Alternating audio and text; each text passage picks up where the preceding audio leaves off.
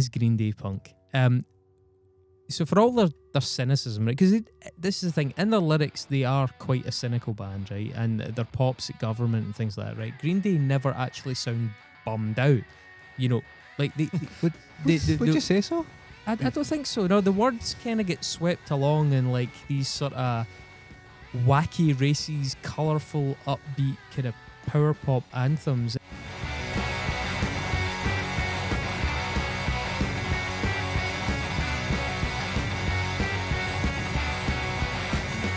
Hey folks, it's Unsung. We're still talking about Green Day. Yay! My name's Mark. 2026. By this point, it's probably August. It's less of a day and more of an eon.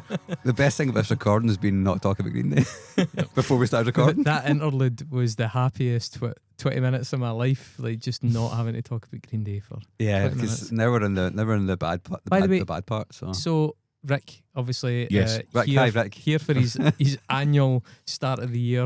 annual fiesta. like, who's that guy? You can only put up with him once a year. It's like a colonoscopy, but worse. Yeah. Oh, thanks. So Rick was here last year and he did Black Sabbath. Was it as difficult? Was Black Sabbath as difficult as Green Day? That's a great question, by the way. Oof. No, because their latter career is a tough listen. But I was hard. I was constantly keeping up with it. Ah, okay. So you didn't have that like absence, and then No, I didn't have an absence. So I know when Forbidden was released. I know when, you know, like when I suppose like when I started listening, 1988. So it was all the good stuff had happened. It's Tony Martin. It's Tony Martin. So I remember like Headless Cross coming out and Tear and all that stuff. So that I was there for all of that. That's kind of unfortunate, to be honest. It is what, but like we were talking about this in the break. We were talking about, and I'll reference this to like, we'll just kind of like the rest of this, American Idiot aside maybe, but from everything American Idiot onwards is what I would refer to as it's a car album. And it's like the same reason, and like it's the same reason like I'll buy Death Magnetic and Instant Anger and Hardwired to Self-Destruct because I love Metallica when I was young. Oh, Metallica's got a new album. Bang it in the car. CDs in the car. CDs in the car, right? But there's someday, and we talked about this before, like when we talked about like playing a gig. I think we played a gig at the Mansfield, and there was a fight outside, and like we had this thing like somebody's going to remember that for the rest of their life. I went to this mad gig and there was a fight outside, and we're part of that. And it might have been we weren't great things, but sorry, I'll get to the point. Somebody out there like DOS is their favourite Green Day album. So that is the interesting. No. Wait a minute.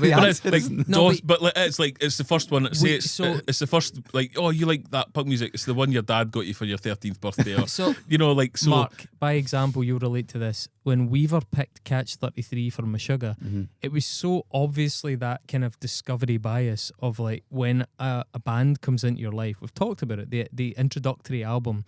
You're so heavily biased towards it that it's very hard to be objective about the other aspects of their catalogue.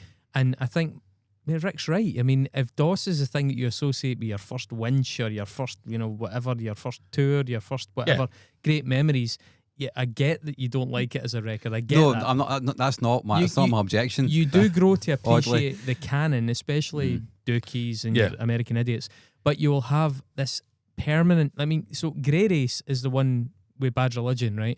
It's, to me, I mean, we talked about this in the Bad Religion episode, I realise that it's not their best album, but it's the one that is the biggest emotional weight for me when I hear it.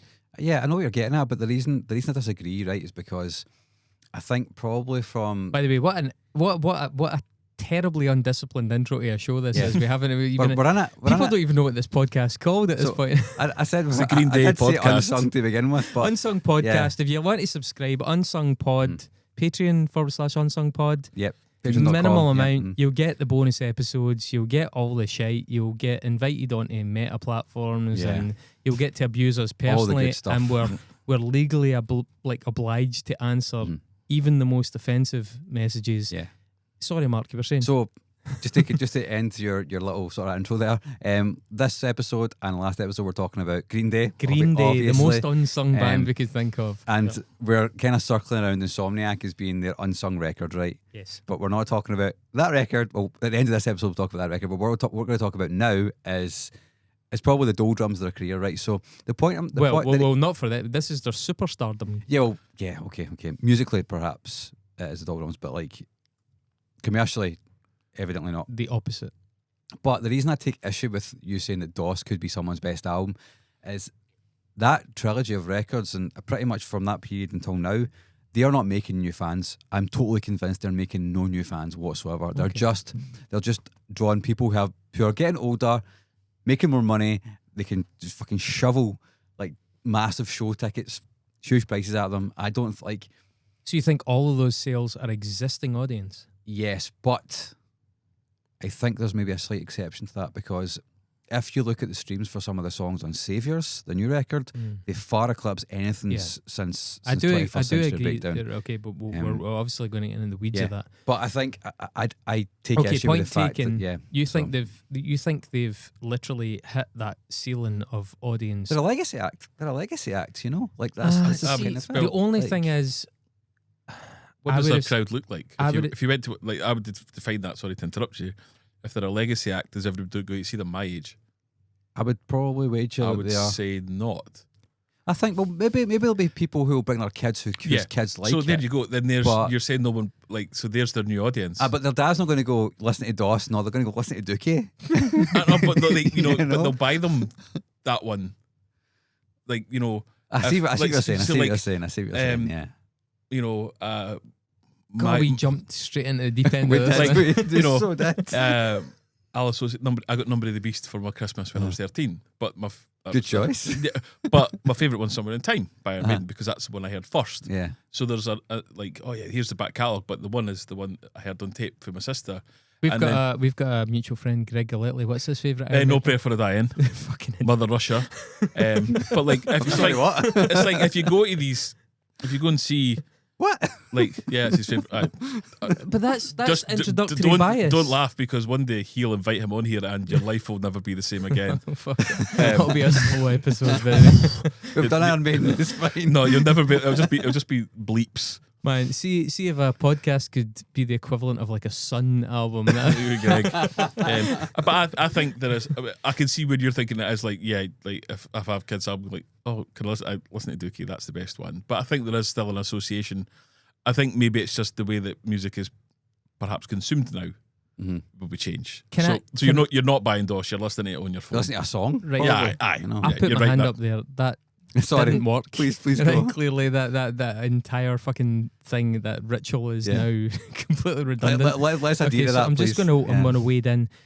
An interesting recent example of something that flies in the face of what you're saying is Deftones.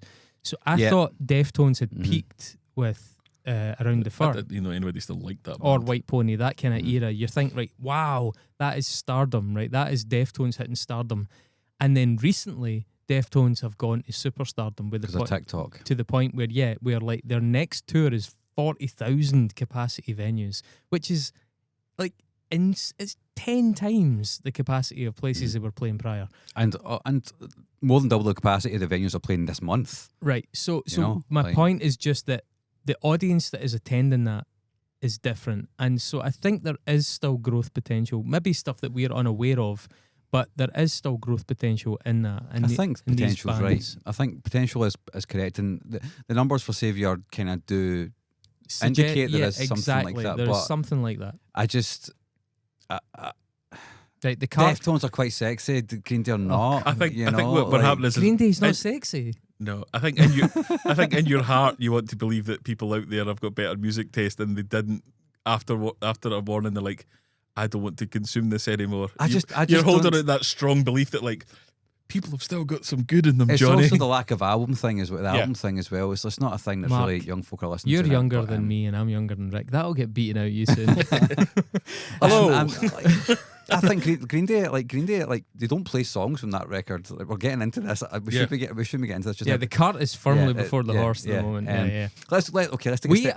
We are on the eve of American Idiot. Yes, let's take a step back. We introduced Green Day in part one. We spoke about their early years. We spoke about what we thought and what I'm sure they thought was probably their peak in Dookie. We're obviously going to talk about Insomniac. That's the focus of this, that we think it's a little bit unsung. We spoke about Nimrod, which I think is underrated as an album. It's seen as being a little bit all over the map. I actually don't think it is in hindsight. I think, as we spoke about at length as well, Warning is a little bit peely-wally. It's a little bit overproduced, and I felt personally they were chasing another single.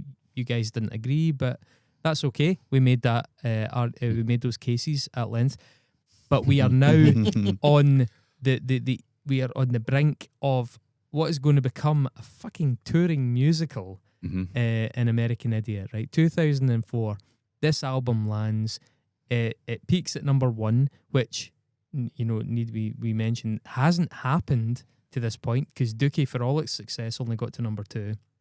The sales, it says 23 million worldwide. I believe Dookie still has overall sales that are in excess of that by quite some measure. I think this is the right album at the right time to hit the second crest of pop punk. So if you imagine them as a surfer, it's like, yeah, they've gone up one, they've got unexpectedly high, they've come back down, but the timing has been such that they've come back up on a wave. And, you know, ironically as well, like, the thing is, the wave was largely of their creation, because that wave that they rode in 2004 of, like, Sum 41 and Newfound Glory and all these kind of bands, they were the inspiration. Yeah, we spoke about that in the last episode. A huge part of that, especially Blink-182, yeah. So they ride it to a height that is well beyond the height of Dookie, and I think it must have surprised even them. And American Idiot becomes a phenomenon. You've got, obviously, American Idiot, the track, you've got Boulevard of Broken Dreams, the track, Holiday, Wake Me Up When September Ends, with that big kind of like ballad thing that we spoke about. You know, they'd obviously found they could make some hay with that. The album has, I would suggest, something that a lot of their best albums or most successful albums have, which is a massive trio of opening tunes, really, really big opening tunes. They realised that having one of these songs on their albums, whether it was Time of Your Life or whatever, that diversified from the upbeat, frantic thing, really helped as well, because people did get a little bit fatigued by the pace and the nature of their songs. So I think Wake Me Up When September Ends does them a lot of favours in this album. And the critical reception of this album was overwhelming acclaim. Warning was a little bit lukewarm. Nimrod even was a little bit but it was okay. It was positive, but not, you know, effervescent. At this point, they're getting praised for their ambition, which is like Green Day are back and they want to make a big mark. They've released this album of huge individual songs. There's narrative cohesion, which, you know, is why it lends itself to a musical, but they got quite political, but political in quite a, I'm going to use the word asinine. That's a harder word than I mean it to be, because I think there is something sincere about it, but I want to revisit that in a bit more depth later on, right? But political, they start to reference political situations. It's the early 2000s, you know, post 2003 Iraq invasion. George Bush is easy money as an object of mockery and things like that. So they lean right into that. I think it's, I mean, I noticed when I was researching this, it was widely considered Green Day's artistic peak. Yeah, I said in the last episode that it's considered their magnum opus, and I think it will be. For me, it runs Dookie the closest of close seconds. It is just as unskippable as Dookie for me, honestly. And I'm not a big Green Day fan. I never have been a big Green Day fan.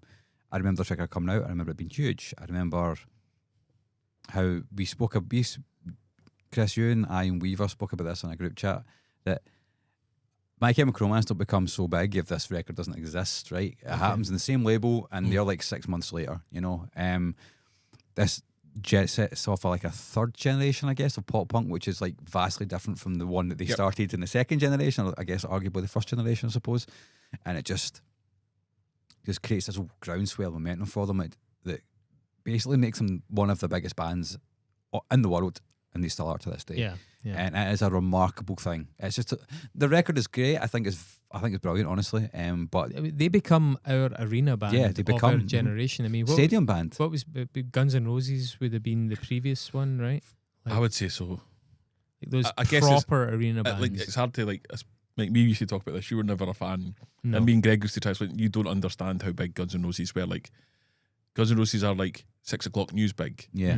So when a band who's like a metal band, like Metallica aren't 6 o'clock news band, Guns N' Roses are a 6 o'clock news. So maybe in America, maybe not so much here, but in America, Green Day are your 6 o'clock news band. If Billy Joe fell down the stairs tonight on Fox News, Billy Joe falls down the stairs. Yeah.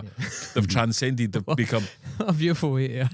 but like, you know, they're in the Sun, they're in the Daily Record, Yeah. they're in a newspaper band. They're not, you know, nobody's giving a shit if Ben Weasel falls down the stairs. You know, Yeah. if he's Screeching Weasel, Ben Weasel falls downstairs. Who? By the way, it's so weird though, because unlike Axl Rose or Slash, or whatever, like Billy Joe Armstrong is just so not like that guy. Yeah. You know, I mean, this the thing. Like, He's not the rock in the rock star tradition of let them eat cake and exactly. He's still a punk at the end of the day. Yeah. You know what I mean? Like, he still has that. It's that so vibe. bizarre. I mean, yeah. I mean, the thing is, right, when you go back to Dookie, and this will become really apparent when we dig into Insomniac a bit more, the level of success and celebrity and pressure was clearly a big shock to their system. I mean, the thing is, when this comes out, I don't know, it seems, I mean, I don't have any inside information, but it seems like less of a shock to the system. Like, they seem more adjusted. Maybe they're older. Maybe it was a bit more deliberate. Like, the Dookie success, I think, was completely unexpected. But Yeah, I mean, this success is maybe like something they were more hoping might land. I think, well, yes, maybe. I think I kind of agree and disagree. I don't think they ever expected to be as big as American Idiot got them. I don't think that was ever the goal, right, with Dookie. But they never really got any smaller after Dookie in terms of the arenas, because they were an arena band, so they were playing you're right. huge Like rooms. the so gigs they were playing were just as big, but their sales were massively down. Totally. But so when this happens, That means you're living on borrowed time, though, Yeah. right? Because see, if you're one of those bands that, yes, you're still playing huge shows, but you haven't had an album that's even close to the 25+ million. You know, you're getting down to like 1 million. You are living on borrowed time. Like those levels of shows aren't going to last forever. Yeah. don't know, like Metallica. Really? Yep, Metallica have not, like, nothing's probably sold as big as the Black Album. Yeah. They're No, I still suppose. coming to play Hampden. But I guess the They Black... could, like that thing, they could turn up in a field with a generator and 100,000 people will turn up. Aye. And yeah, that's a good point. I think the transitional period in here is like, it's obviously 100, like it probably is like it's tens of thousands, if not maybe hundreds of thousands, given some of the festivals I guess they would have played, right? But they're primed for it, right? They're not a small band anymore, so they kind of know how to handle themselves and how to handle it, and they probably have a much bigger infrastructure around them. absolutely. Because when they got big with Dookie, they probably had a manager, maybe like a couple of people that were sort of assistants. Now they probably have a team of like dozens and dozens of people. There's probably no shock that a lot of the side projects have got people that are part of their crew in them. You know what I mean? Because they have the resources, and they will have their guitar techs and drum techs will be just amazing players anyway. You know, so you can just pull upon that and go, let's go make a record, guys. You know, and I'm going to ask you to play guitar and I'll ask you to play drums, and we'll just write something, and you know, and that's kind of really punk rock in a way. It's like sort of spreading the wealth a wee bit. I think that's distinctly them, though. You know, I think the thing with the gigs as well, though, it's like you were saying that like nobody's buying their new album, but there's people still going to see them. So like, where was it they played the last time they played here? Like, Houston Park. Houston. They're not. Is that not the one they like, almost played? No, they played it again. Played it last year. again. And like, you know, 2024. Offspring toured. They played the Hydro. I was at that. Yeah, like they've not not went back down to the venues I saw them in. They're still playing these big venues because people still want to go and see them. So there is still an element of, I mean, that's like kind of like the Metallica thing. It's people who maybe go to one gig a year. Oh, Green Day are coming. Oh, I used to like them. We'll take the Waynes. Yeah, that's totally it. It's that kind of. I have to say though, I don't think that it's directly comparable to maybe 20 odd years ago, because legacy touring, we are in the era of it. Right, we are in the era of nostalgia. We're in the era of like an aging population who now have disposable income, are massively invested in legacy bands. That didn't exist. I mean, I think in the 90s and very early 2000s, there was still more of a rolling sense of like, what's the next big thing? Whereas now, there is more of a sense of like, these bands that are big are now big forever, because legacy touring and going to see a bunch of old guys shamble around the stage is much more the done thing now. Thanks. Actually, I tried not to look at you there, mate. But thanks, honestly, well done. Thanks. That's a good point. but bands like Metallica and Green Day, no doubt know their legacy acts to a degree, but they're still acting like they're not. Yeah. They're still like chucking out records. Well, that's where the naivety you know, comes in, right? It's like, how good are your records? And that's, I guess, what we're about to talk about. I think so. For Metallica, like they're kind of the same as they're kind of at this point they're kind of the same as Green Day. Mm-hmm. They're the heavy metal Green Day. There's no bad songs. There's maybe not good songs either, but there's no bad songs, right? But it's not the same thing. Like, are like not good songs once you get to that point of just churning out the same like filler, like the same landfill. It does become bad by virtue of not being good. I like Weezer, so no. Well, yeah, okay. There's a great example. Though, Yeah, you know what I mean? It's maybe one of the only things I suppose music is being consistent is seen as being bad. Yeah, because you're not expecting everyone to be, you know, better than the last. If I'll use food, if I'm consistently making good bread, you're like, oh, that's good bread. I really like that. I'm not that low. Your next one better be better than that one, and I want the next one, and then I want the last thing to be like the food of the gods. So consistency, like Metallica are consistent. They'll do a record, it'll consistently be too long, and there'll be good songs in it, and I'll buy it, and I'll go, because in my head James Hetfield's still 22 and he's playing Day in the Green. Green Day, that somebody will come out like it won't be a new consumer. Something, Green Day, Mike Dirnt. Like what I found listening to the newer ones is like, Mike Dirnt's still an excellent bass player. Like that rhythm section, I was thinking about that of those bands, like your contemporaries, what are Blink, NoFX, Rancid. That rhythm section is maybe the best as a section. Matt Freeman's a better bass player. I would probably agree. Yeah, but the rhythm, the drum and bass combo is as much like as Billy Joe gets all the thing. The drum and the rhythm section is the thing that separates them. Can I just interject? Did you watch the video of Les Claypool, Justin Chancellor, and Mike Dirnt playing? So weird. Yeah, so weird. And then there's a video. There's is it Nathan East or one of I can't remember. There's a really famous like funk bass player come out, and everybody's like, he's like Grammy award winning. Then there's a video of Robert Trujillo just wearing a hat and a suit jacket like an embarrassing. It's like, oh man, like you're the worst. But like Mike Dirnt's obviously a phenomenal bass player. Imagine coming out and playing Primus. You're like, okay, this guy fucks. You know what I mean? I think and it's the thing. Like I think it's also kind of nice that he's taken.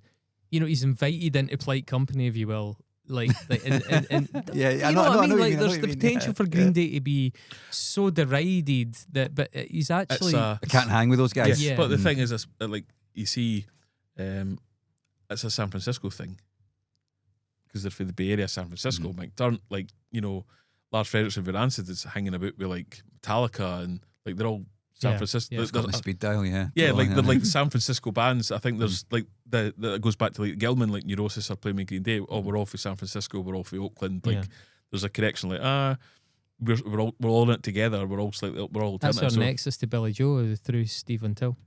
There you go. Interviewed him. Yeah, we're one step away from Billy Joe. One step away from Billy Joe. 2006, American Idiot begins its transition into a Broadway musical, right? It didn't premiere until 2009, but it did end up earning a Tony Award, which is hot shit in the world of musicals. And the band members occasionally would appear on the show. Well, Billy Joe plays St. Jimmy in 76 performances.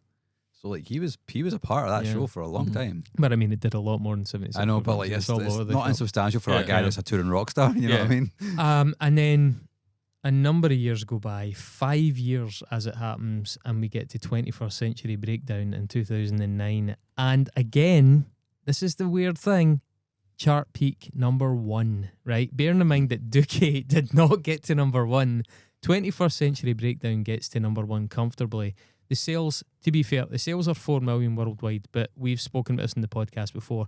2003, 2004 was a watershed for record sales. They collapsed. They absolutely go off a cliff. People get into streaming. Broadband is rolled out.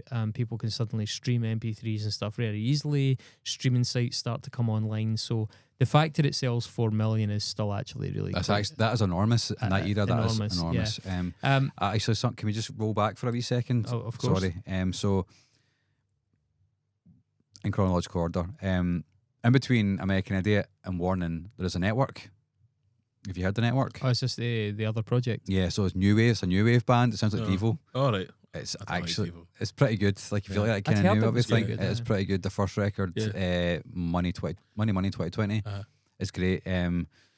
It's ostensibly Green Day with a whole bunch of extra members involved, and Mike Dirnt Did they sings a wear bunch like? of songs. All right, okay. Did they not wear some kind of costume? They're all like anonymous. I Yeah. thought you said Um, did they all wear clogs? I was like, so, What? yeah, I thought you said did they all wear clogs? You need some kind of ear I mean, candle. I'm old. Can I want to tell you something before we go from American Idiot. I had never listened to this until 2 weeks ago. Never. No, apart from the singles, I'd never heard it, and I Wow. don't think I'll ever listen to it again. Well, you know what? That's actually though what we talked about, because Rick, as he said himself, certainly up to Nimrod, was a card carrying fan that would buy the records as they dropped. I went all the way up to Warning. I did. Warning too. Yeah, but Warning after as it that, dropped. yeah, that's And the then- first time I heard it, and I don't think I'll listen to it As again. much as we agree that Warning is not a terrible album, I think it's just not terrible. You guys think it's quite good. I think it's okay. Yeah. Like I had absolutely no interest in hearing American Idiot. Yeah, me It too. completely did not register at all on my radar. And I think that's really interesting. And I like Rick, I'd heard the singles obviously. I was still going to the odd rock club. You would always hear the singles, right? But I'd never heard the album from start to finish. Ever. And I don't need to again. I still think it's awesome, honestly. Yeah. I don't think I need a 70-minute long Green Day album or a 60-minute long. It's too long.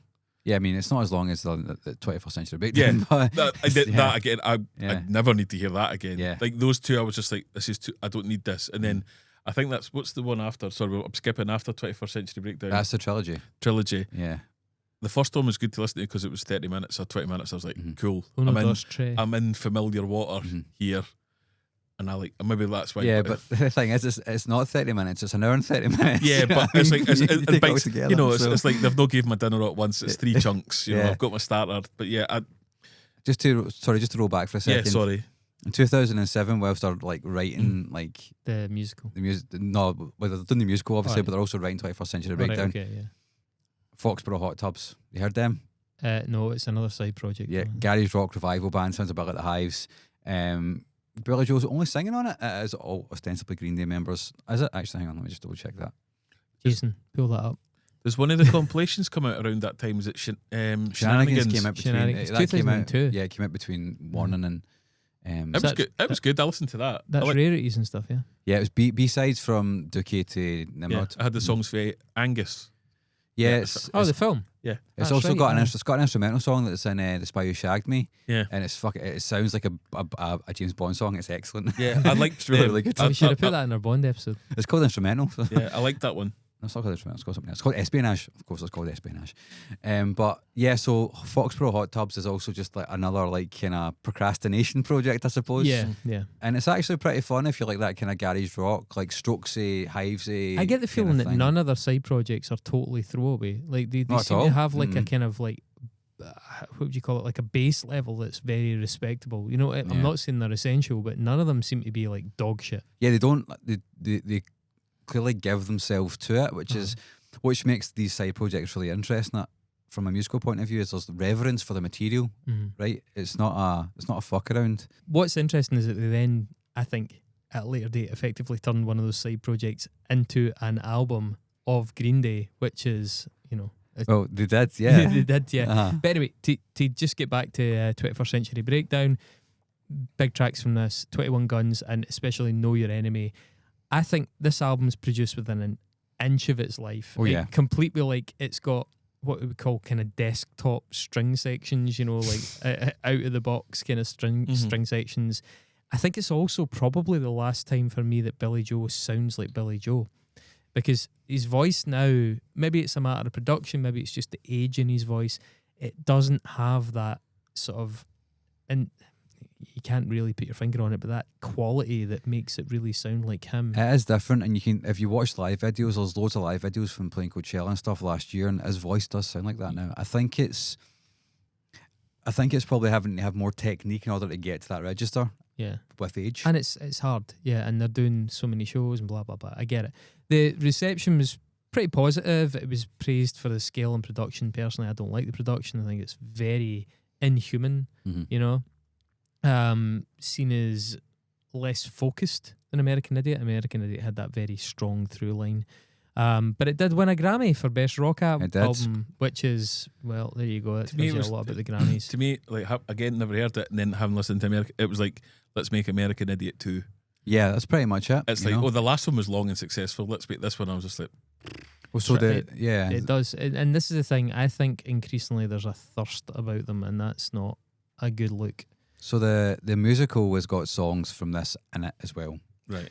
So it's supposed to, I don't know if it's supposed to be like a narrative, but it's Mhm. also like Battery Hill musical. It's got like songs that are not from Battery Hill in it. You know, Yeah. they kind of make it seem more musically coherent.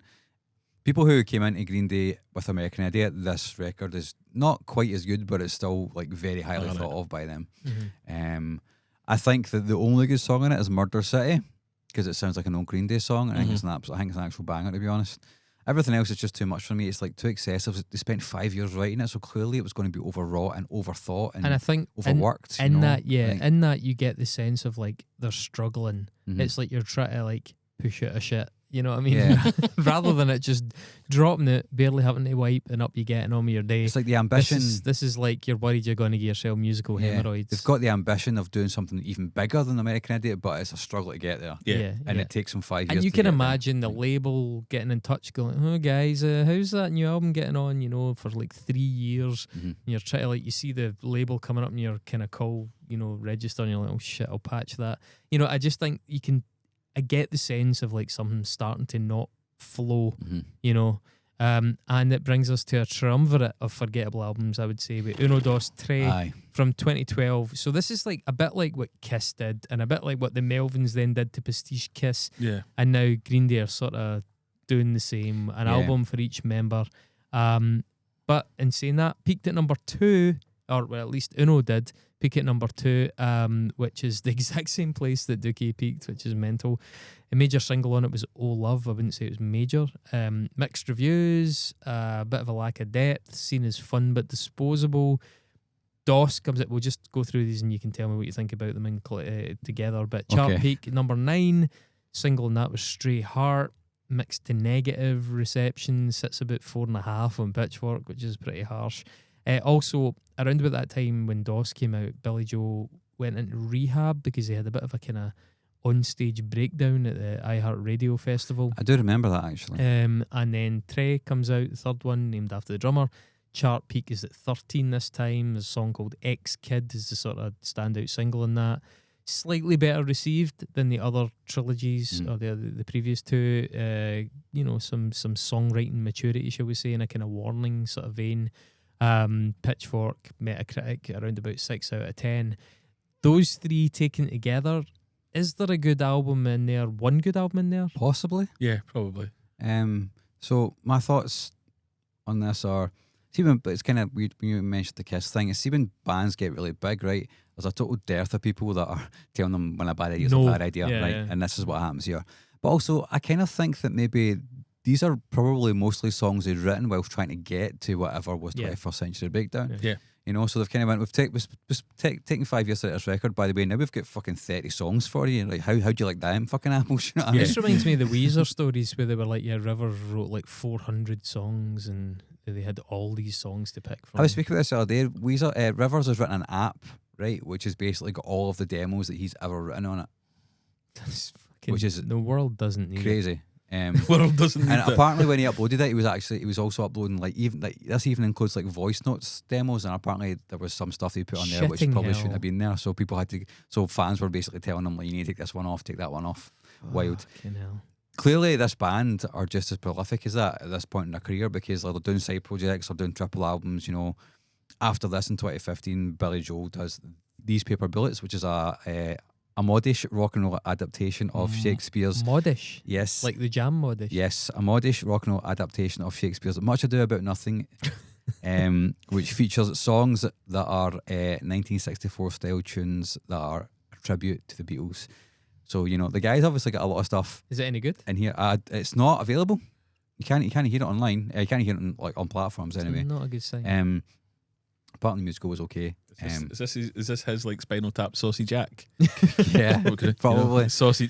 I've had this idea for Sweeney Todd the musical, or Jack the Ripper the Yeah. musical. Saucy Jack. A couple of songs for Cigarettes and Valentines end up on this trilogy, from what I've heard. And I think a couple of songs from the trilogy kind of make it into different versions in these paper bullets.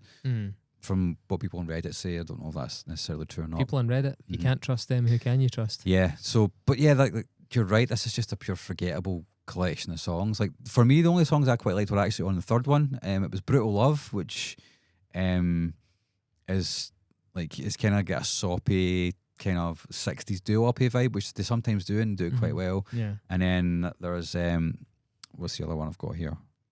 "Walk Away," which is I've written here. Reminds me a bit of The Who, but it's got a kind of fairly standard B-tier, mid-tempo Green Day vibe. I think that song comes from Cigarettes and Valentines as well. Yeah, I mean, the thing is, when you get to this point, if you're being objective, you could go back to any of their first 4 or even 5 albums and pick better singles from the album tracks than they're actually now picking out as the singles here. And that's diminishing returns. Yeah, let's be honest as well, they don't play any of this shit live. Yeah, no. Yeah. So 2013, the band resumes touring after Billie Joe Armstrong's recovery, and 2015 they're inducted into the Rock and Roll Hall of Fame, which, by the way, is still missing some pretty sizable names. Revolution Radio comes out in 2016, and here we go, chart peak number 1. Again, Dookie did not get to number 1. Bang Bang and Still Breathing are the major singles on this. Strong positive reviews, seen as being very politically engaged and a return to form, praised for its cohesion. Fuck me, man. Don't know what I was listening to. It's fairly beige. Yeah, I can't remember it. Yeah, can't remember it at all, despite listening to it multiple times. I think Revolution Radio is a pretty decent song because it's got a lead guitar part in the intro and the chorus, which reminds me of Rise Against, but that's the only thing I can remember from it. So it's good because it reminds you of another band that were doing stuff better. Yeah. Yeah, and even in this period, Rise Against were not doing stuff better. The thing is, right, this is walking into a number 1 position, not just in the US, but in the UK as well. This is Green Day, baby. And yeah, but that's not a given. I mean, especially after the trilogy, the last of the trilogy got to number 13. And again, you're like, oh, it's a band on the wane. No, they pull it out the bag again. Well, they're writing a song about school shootings in the era of Trump, you know what I mean? So it's a fucking stick on. Well, it's 2020, so technically it's the era of Biden. 2016. Oh, you're right. Sorry, Yeah. I'm getting too excited about the next album. So, on which note, 2018 Greatest Hits God's Favourite Band comes out, including 1 new track, Back in the USA. Then, The Father worst of all record. Father of All Motherfuckers. That is the name of the album, folks. Father of All Motherfuckers. I'd never again, heard of this in my life. Neither had I. And you guys like it. But no. wait a minute. First of all, the album is called Father of All Motherfuckers. How the fuck does that get cleared? It's called Father of All ...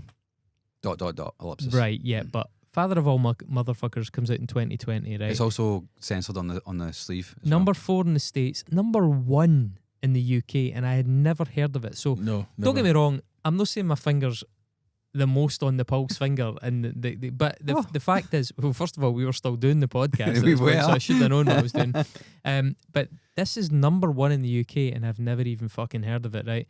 So Father of All, as you say, single, and Meet Me on the Roof come out, and honestly, so given that we were working through the back catalogue and it was really a lot diminishing returns, I was not in any way looking forward to this, and I quite like this. In fact, in the context of their late career albums, I think this is quite easily the best of the lot.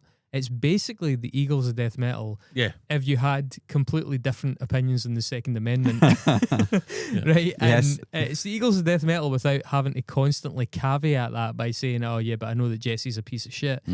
I think it's I mean, Mark, I'm amazed because I think it's objectively completely decent as an album. I think it's probably more akin, as I said, to their side projects. I think this sounds like a side project that has been slipped into the canon of the main project. But otherwise, where did this sound come from? Yeah. The reception was, as AI would tell us, mixed to negative, which is not good. It's 4.8 out of 10 on average. The critics didn't like the stylistic shift or the short runtime, which I find baffling these days because I thought short runtimes are total. Maybe that's why I liked it. It's an asset though. So 22 minutes, 26 minutes, 22 minutes. Like that. Some comments said it was underwritten. I don't hear that at all. I think it sounds quite fresh. I think it sounds, underwritten in terms of like not being mixed and fucking processed and to death. It actually just sounds like a good rock band to me.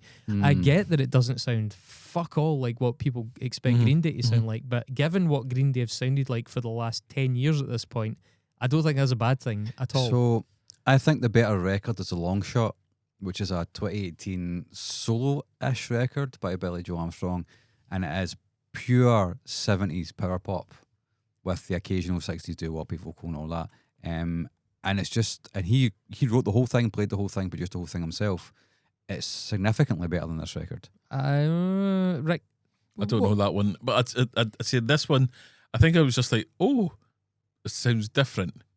And I can see why you it's like the it. salted pretzel, It's isn't a salted it? pretzel. And remember that was that in the first episode. That's that It we was did? the first Yeah, episode. so Rick, as a man that's had a life of ice cream, Yep. just as craving a salty pretzel. And he to got- go- And I got my salty pretzel. yeah. Yeah, Did so, I want another one because my mouth's dry? No, I didn't. And I think, but I can see why you like it, knowing like I know like the music you kind of like, so I can see why you listen. It's got a Well, I mean, Eagles of Death Metal references Queens of Stone Age. yeah, it does. To me, right? that's what I thought. It sounds Yeah. like Josh Homme guitar type sounds, bit of the Strokes. Yeah. What was that? Oh, what was that band that did the Rat? Oh, the Walkman. Walkman, that kind of like all that. It sounds like that kind of thing, and like it sounds like a side project. You didn't know what's going on. Maybe it was. Maybe the records label need an album. I could give them that. It's done. It sounds like the second Foxborough Hot Tubs record. So as it might well. have been like, no, we're not releasing a site. We're not releasing a site. We're not releasing another project. We want a Green Day album. All right, of that one. It's Sorry, like- the third Foxborough Yeah, no, it's Hospital like- record. Because Literally just dug their It was heels DOS. in and they were like, well, Well- we're not giving you another Green Day album. That's what you're getting. It's like Yeah. Neil Young and the Shocking Pinks. You want a rock and roll album? Here you go. honestly, for me, The Long Shot should have been the choice. You know, I don't know why they didn't use that as a Green Day record, probably because Billy Joe's got a specific vibe about it or whatever, but I did much prefer it to that. And when I listened to this, I was like, so you've done Foxborough Hot Tubs, which was pretty decent as doing that, and it's done really well.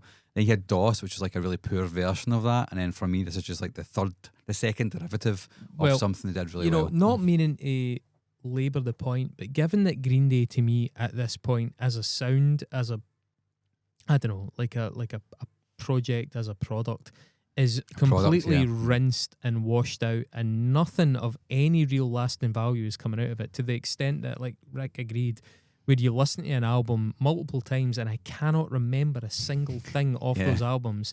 This album at least left a mark, and I was like just glad that there was something coming out. And I don't Yeah, doubt Fair enough. Like, that That's what- the guys in the bands have like quite diverse tastes, and the projects, you know, the network and the Foxborough Hot Tubs and stuff, which continued after this, demonstrate that they have aptitudes out with just the Green Day sound. But the Green Day sound at this point is completely burnt out. It's completely done. So I was actually quite glad to hear this. That is my salty pretzel. It was more than welcome, and I actually really quite enjoyed it. And bearing in mind, man, I came at it with absolutely no expectations. I didn't even like American Idiot. I was completely off the Green Day train from 2000 at the latest.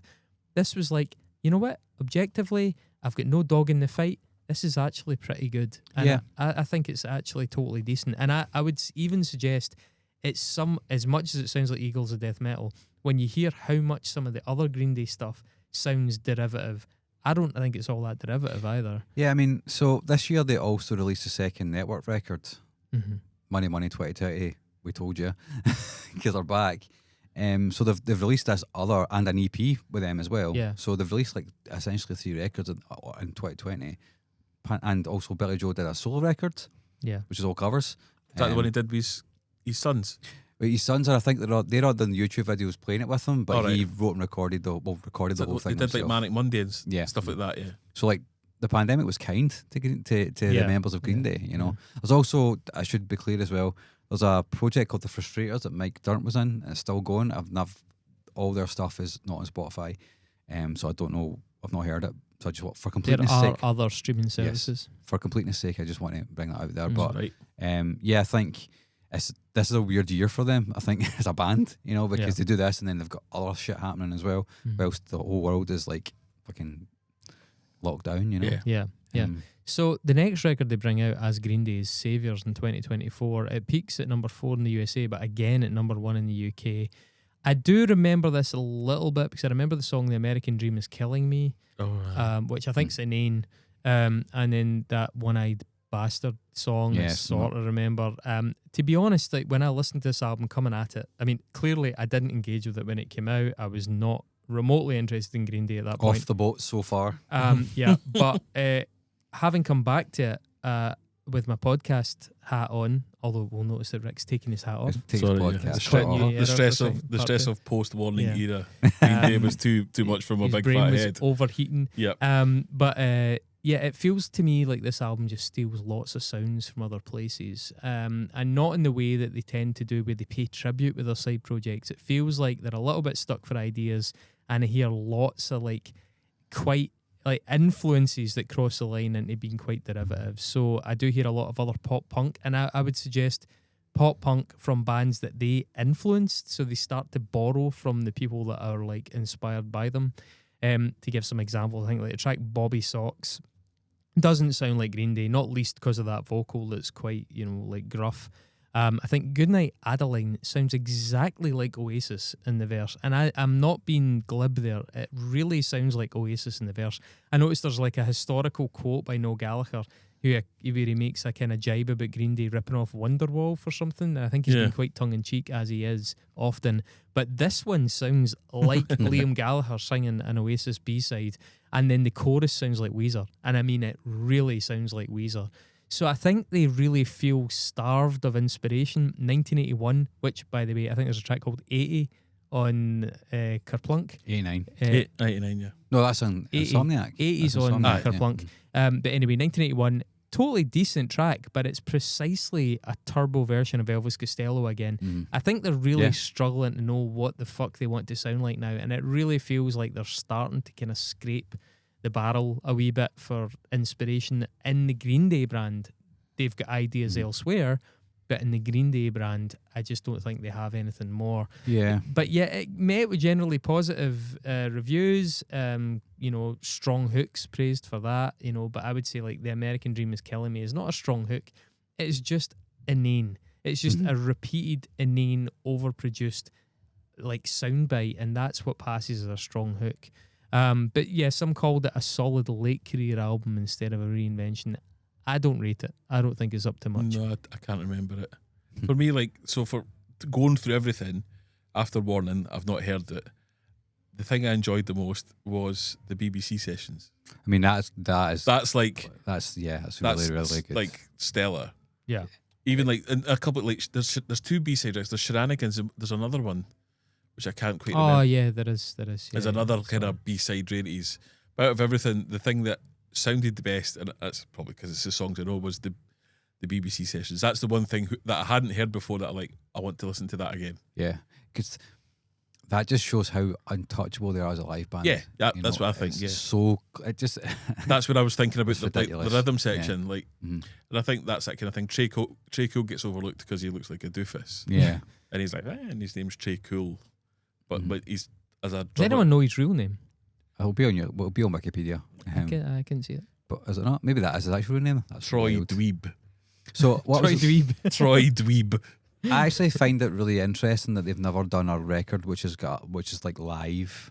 You know, like and it's all like they've never done like an Albini style like live in the room. Yeah. Oh sort right, of okay, yeah. record, They you do have know? live albums. Yeah. Yeah, I know what you mean. Saviours, I think, is just like a collection. It's like a running the hits almost. You know. It's got little bits of all those different albums. I think but so. I would say maybe more so the later albums. I don't think it's necessarily got some of the purer moments of the early. It does have some of the speed in places in some of the songs, but yeah, I think The it's production mostly, negates that though. The production is so tight, and yeah, I like to say it's very dehumanized. You know, I think like they're not the only band, far from it, that gets into that world of like compressing things within an inch of its life because they know it's getting played out on a mobile phone and not a stereo. Yeah. But like the compression just robs so much of their work, their later work, of any humanity as well, that it's a little bit hard for my relatively old ears to actually give it a fair hearing, because I'm just like, it just sounds so controlled and Yeah. do you know what I mean? I clearly Yeah, it's like it's again. I suppose we're comparing them. The metal equivalent is Metallica. I'm just like, this is so hard to listen to. It's hurting my ears. Yes, yeah. It's. I mean, I don't think certainly, Rick, you're not a big Mogwai fan, right? But Oh no, they're fucking pish. I just like to have that noted, and I hope you're listening. I think you're fucking pish.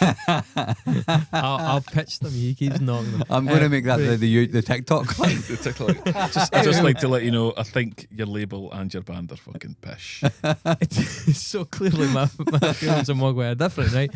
But the point is, and we noted it on the episode, that I did sort of start to struggle sometimes with their stuff as when they just got so into compression. And I think at this point Green Day is just all compression, like square wave city, man. And I just don't know how. I mean, I get that you're saying it shares the speed and, you know, a lot some similar DNA with their earlier material, but when you look at it, you're like, Jesus fuck, man, how do you even have the time? How can you even process it on that level? Because to me, I just hear something that is so, I don't know, so controlled. Aye, it's vegan cheese. Yeah. It's like you're trying. It's so processed. Yeah, aye, it's and like it's I love a the taste copy of cheddar, but now I've got vegan cheese. Copy of a copy of a copy of a copy. Do you know what I mean? And I think what is probably the most interesting thing, Really? of all Big this, claim. is that is for the most part the same producer that's making like these records from the start till now. Yeah, but there's a very different industrial process. Clearly, that's but dictating his workload. So if he doesn't follow the trends, he's not getting another he's not getting job. work. Yeah, Yeah, and the fact is, everybody's listening to this shit on mobile phones. I mean, there's a ridiculous stat, I can't remember it now, but it's like the percentage of people that listen to music out of that speaker on the bottom. I'm pointing at Rick's mobile phone right now, folks that are listening, and the percentage we do it of people, as well, though. We do it as well. Of course. But the percentage of people that are listening to it at a full audio experience out of that, as opposed to a sound system, is astonishing. The Dark Side of the Moon has never sounded better. The thing is, the tail is wagging the dog. You know what I mean? Like that is dictating what this band sounds like. But there's also an element of, so Rab, if you've got a stepdaughter, and he's just like, you know, she's sorry, I'm gonna translate that. Rab from Moonshine Docks. All right, yeah, sorry. That Rab from Moonshine Docks mother band. He's got a stepdaughter who's teenage, and he's like, we had this conversation, old man conversation at band practice, like, they don't listen to albums. What's your favourite album? I don't have a favourite album. I have a favourite song.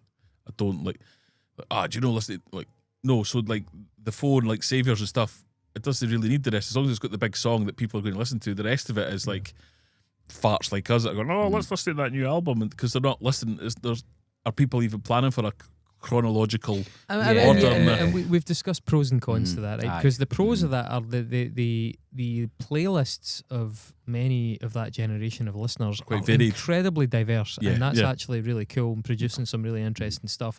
The downside is that the attention spans are short, and you're writing for optimization. You're not writing for artistry, so you're not getting your new Dark Side of the Moons or your new kind of opuses, you know what I mean? We don't need to relitigate that whole thing. I mean, what I want to say is we're about to get to the absolute central question, the question that the audience, any of them that have made it this far, have been waiting. 2.5 hours into the show, we're here. They have been waiting for us three guys to address this. Middle-aged men. Yep. Is Green Day punk? Now, allow me to dig a bit. You know the answer. Why you know the answer to this question? Why are you asking this question? So because we're a podcast and we have to, and this is like that kind of Listen like to our episode with Stuart. Home. This is like the A/B tested, you know, like what is going to get the biggest hit? Like Trump goes too far. You know, this is Green Day punk, right? Mark, you can clip this for your social media. I know how you like the social medias, right? Ask it again. Is Green Day punk? So for all their cynicism, right? Because this is the thing, in their lyrics, they are quite a cynical band, right? And their pops at government and things like that, right? Green Day never actually sound bummed out, you know. Like would you say so? I don't think so. No, the words kind of get swept along in like these sort of wacky races, colourful, upbeat kind of power pop anthems, and it's sort of that's interesting. It's man. like I think some of the lyrics decontextualized are actually quite cynical and negative, but the delivery is so like almost inherently upbeat that it's like writing ice out on the side of a poodle or something like that. You know what I mean? Well, It's like, it's fuck just, ice, yeah. it's, I get you. the delivery and the subject don't always marry, and I think Insomniac is a great example of that. By the way, we'll get to that in a second.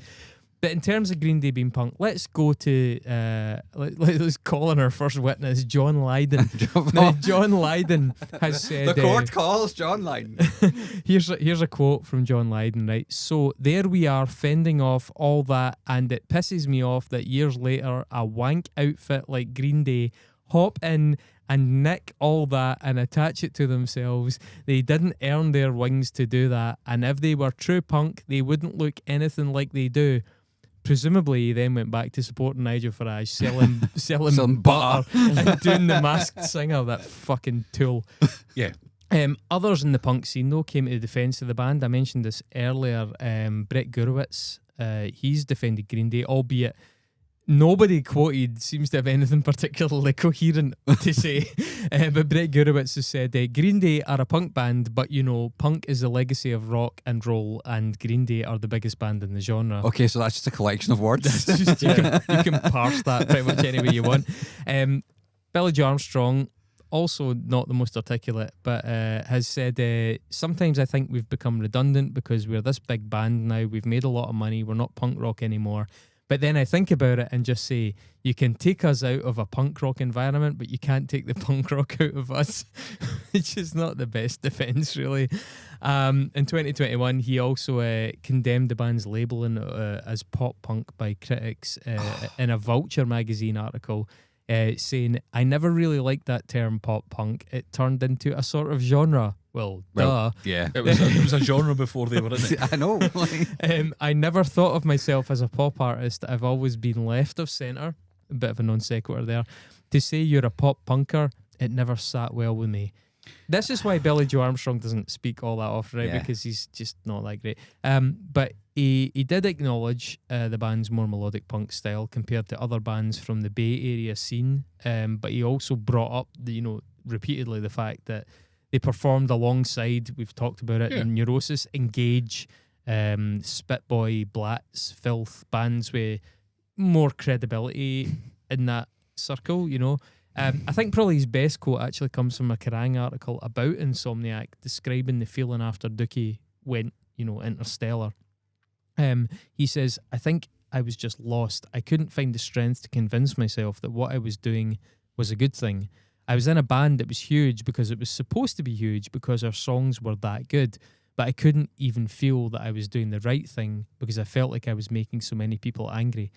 I kind of find that as his most interesting comment, because Dookie was huge because the songs on Dookie were fucking brilliant. Dookie didn't get huge because they were sexy guys. No. It didn't get huge for any reason other than, yes, okay, it had a major label behind it, but ultimately that major label had a whole plethora of artists who were trying to make huge, and Dookie was the one that got fucking huge. Mm-hmm. And I think genuinely, especially back in that day before algorithms, that was a self-sorting thing. That was like just the power of those songs.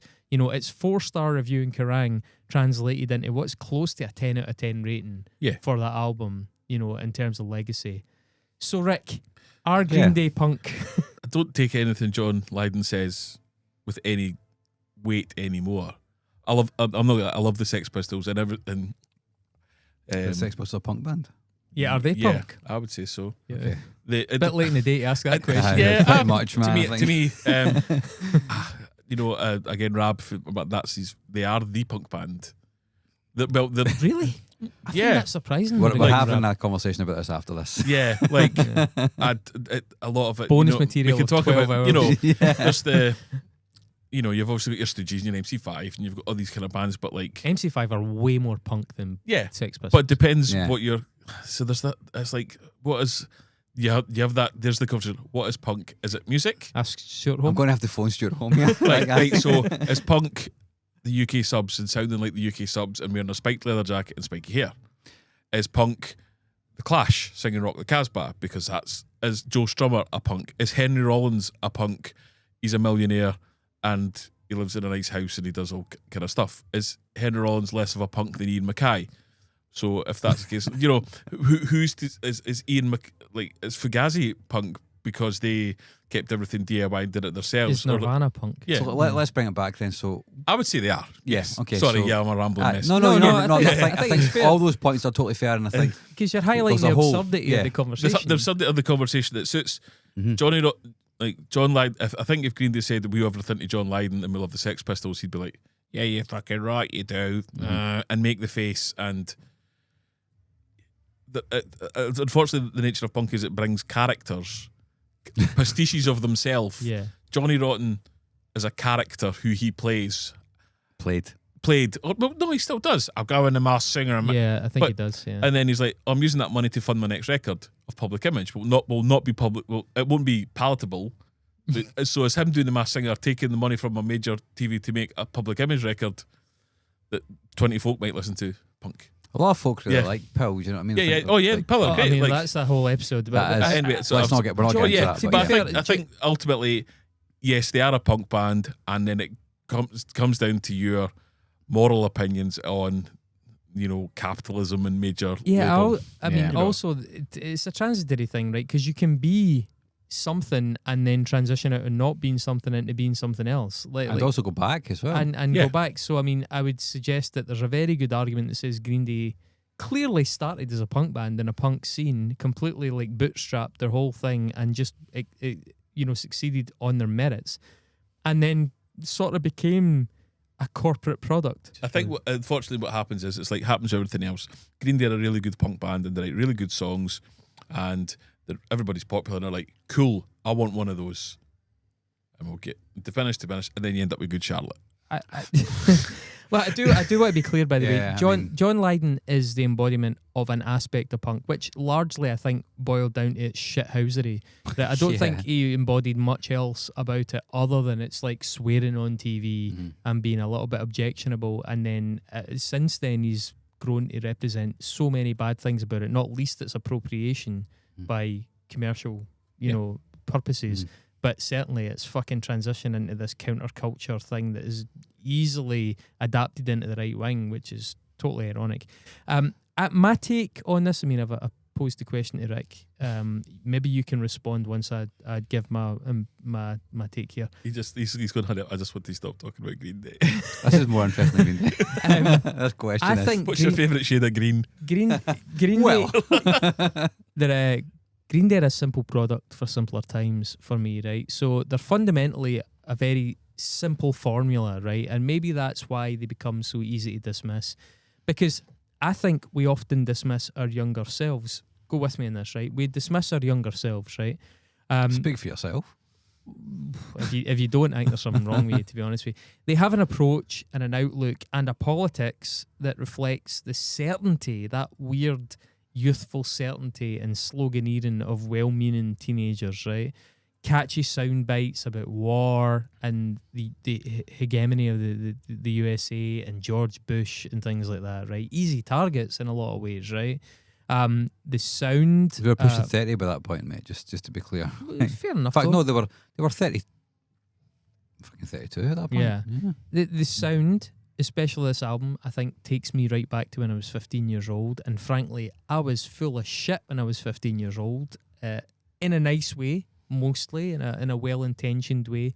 Clearly, I'm not full of shit anymore, right? I'm sure. Oh, wait, I take a drink. Yeah. That's our show, folks. We'll see you next week. But There's the soundbite. but I think that cringe that we do feel or should feel, Mark, at our younger I do selves, feel that, yes. and our I'm just saying there's probably folk that are maybe not right. that are But I listening think that don't think that. So. we most of us do and should feel a cringe at our younger, certainly politicised selves, right? I think we must. And honestly. naivety, right? Mm. And political naivety in particular. I think Green Day become a bit of a fall guy for that. Again, go with me here.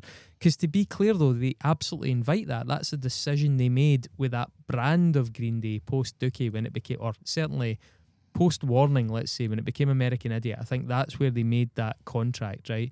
They wanted to keep sloganeering and they wanted to keep bouncing about as though they were teenagers and not let any of the messages or any of the music get overly complex. Keep everything simple. Simple messages, simple music, broad, basically, right? But broad and like generally left of centre, as Billy Joe said himself, right? Generally left of centre. I do think most people probably recognise they should probably know better by that point. You know, certainly people of their age, even people like us who were younger than them, sort of said, well, look, guys, it's a bit more complicated than that. But that's not really what they were about, and I don't think that's what they were going for. Yes, they probably wanted to be taken more seriously in some senses in terms of like the fact that they're good musicians, as we established way back to pre-1039 slapped it. You know, like they were good musicians. Great. Never really taken seriously in that respect. But would they give up one being success for the other of being taken seriously? I don't think so. I think they recognised from 2000 and let's say 4 onwards that they were Green Day. They were a huge product.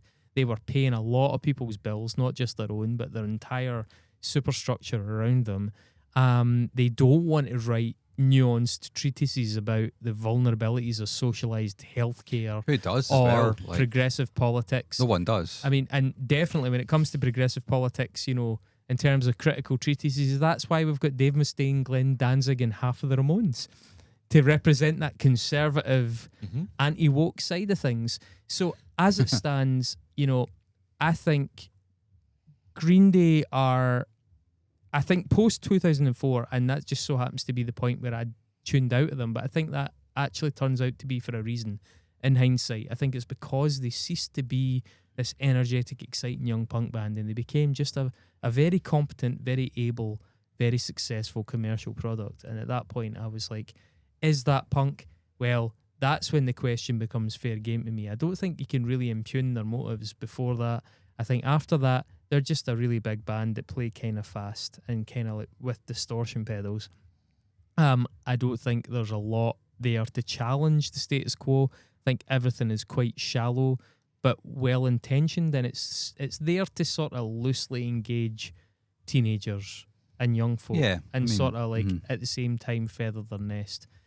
As it stands, Insomniac, the album we're talking about, is pre that, and I think it was apocryphally sort of a riposte to accusations that they were no longer punk, right, when Dookie came out. And I think at that point it's still an unfair criticism. I think they still were quite punk, even though they were commercially successful. There was still a sincerity and something that arguably was more authentically punk than John Lydon, really, when you consider how the Sex Pistols came about and how engineered they were. Green Day were not engineered in the same way as the Sex Pistols, right? So, yeah, I think Insomniac deserves appraisal on the merits of it is a genuine effort by a punk band that have suddenly, unexpectedly achieved great success and are striving to reclaim a little bit of their sort of credentials and their self-respect and a sense of like where they belong. Right? And I think Billy Joe's actually said that, like a sense of not belonging. Where do we belong? And this is what this album represents. So maybe as we hit the home straight here, we should just look at Insomniac in a little bit of like closer detail, because that is ultimately what we're saying we think is a little bit unsung. Do we agree? No. No. So first of all, I just want to call out the fact that you've asked the question, is Green Day punk? Been able to prepare yourself for it, and we can't do that. So thanks for that, Chris. You're welcome. Appreciate that. I thought that's a pretty obvious question, though, is it not? Well, no, it's because it's the constant present question when Green Day's there. It's asterisk. It's a constant question. Yeah, it's a always question a about question. every single punk band that anybody likes. They're no punk. How are they no punk? They have to fucking wash their jeans. So whilst Do you know what I mean? Yeah, Like, so They wash He's still in go- general. yeah. totally He took a yeah. bath last year. So whilst asking that question might seem like an obvious thing to you, for people that are actually been in that kind of music, that's not an obvious question, not an easy question. I did to invite answer, you to like, digest our collective take. He wasn't briefed. yeah, just- I'm now going to respond, but I'm just saying. I'm just saying that on the back of that, we're going to go into Insomniac. Yeah, I'm just saying that, like, it's the question. It's not even really a question for me, to be honest, because I think that the thing that people conflate when they talk about punk rock music, right, or whatever punk is that there seems to be this thing where, and you mentioned Good Charlotte, Rick. Yeah. It's like, Oh my God. it's people think that commerciality means something can no longer be punk rock, and I Yeah. think that's clearly not true, because the Clash are a band that existed and were huge and played stadiums. You know, Yeah. the Ramones. as Signed well. to, like they're all signed to. The goal was to be signed to a major label. Yeah, and as Stuart had put in his book as well, it's like some of these people who are punks would do anything to write pop songs and get signed. Yeah. but they're still seen as being punk. Like You know, they're slaughtering the dogs. You know, Slaughtering the so like. dogs, yeah. When we talk about if we're using commerciality as a yardstick for if something is punk or not, then it's a losing game at that point. You know, it totally is. That's not the yardstick we should be using to measure if something's punk or not. The more interesting question is, what is the yardstick that one would use? Don't strawman me here. Right. I didn't say that commerciality. No, I'm not saying that you are, but I think that a lot of people would default to that position because you mentioned Good Charlotte, which I think is kind of moving towards that, right? They're fucking trash though. Yeah, but I mean, they're seen as being quite legit by a lot of folk. Who? Right? No, again, I will say, like, You know, I like- remember Kerrang, like the Good Charlotte, or there's this punk band, Good Charlotte. Like, I was probably too old for it. It wasn't for. No, I mean I get And that. I think they were- there's always you remember, like, it's not for you. Yeah, you Like, know, it's not and- like Good Charlotte isn't for me, and that's okay. And I think it takes, maybe it's because of my age. It takes, sometimes I still get a wee bit rash about it, but it takes a, you know, and it's like, it's people like fucking, like, I'll go back, Youngblood, watch out, pop music, rock spoon's coming for you. I don't care. Like, that's not for me. Like, and you're at the fucking Grammys, shut your hole. Aye, You know, yeah. it's like getting angry about Beyonce. Beyonce's not for me. That's okay. You enjoy Beyonce, and I'll go and listen to Discharge.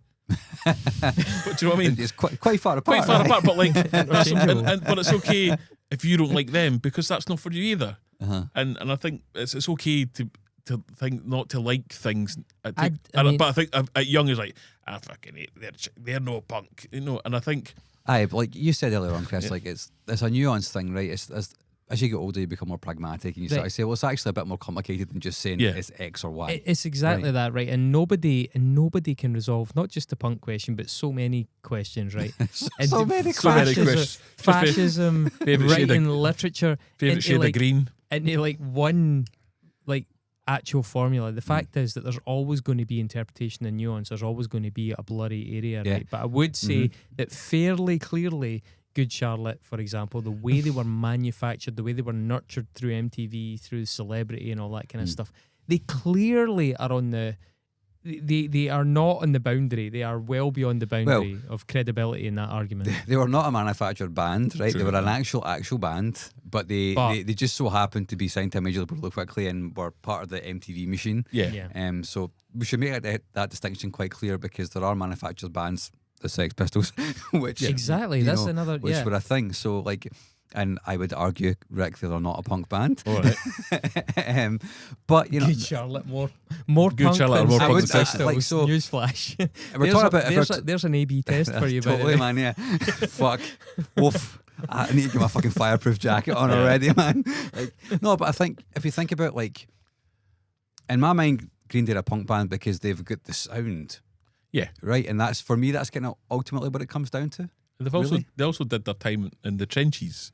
It doesn't Well, yeah. last Yeah. forever though. Like they Well, did. they're still doing the sound Yeah, though. Yeah, but the Like, sound is not punk. They've man. played fucking Wigan on a Tuesday night. They've played in Hull. They have. They've done. They have. They've They been did, here. but you don't. What I'm saying is, you don't. It's not like you set out, you qualify, and that's you for the rest of your life. Like they got to a point where they were no longer.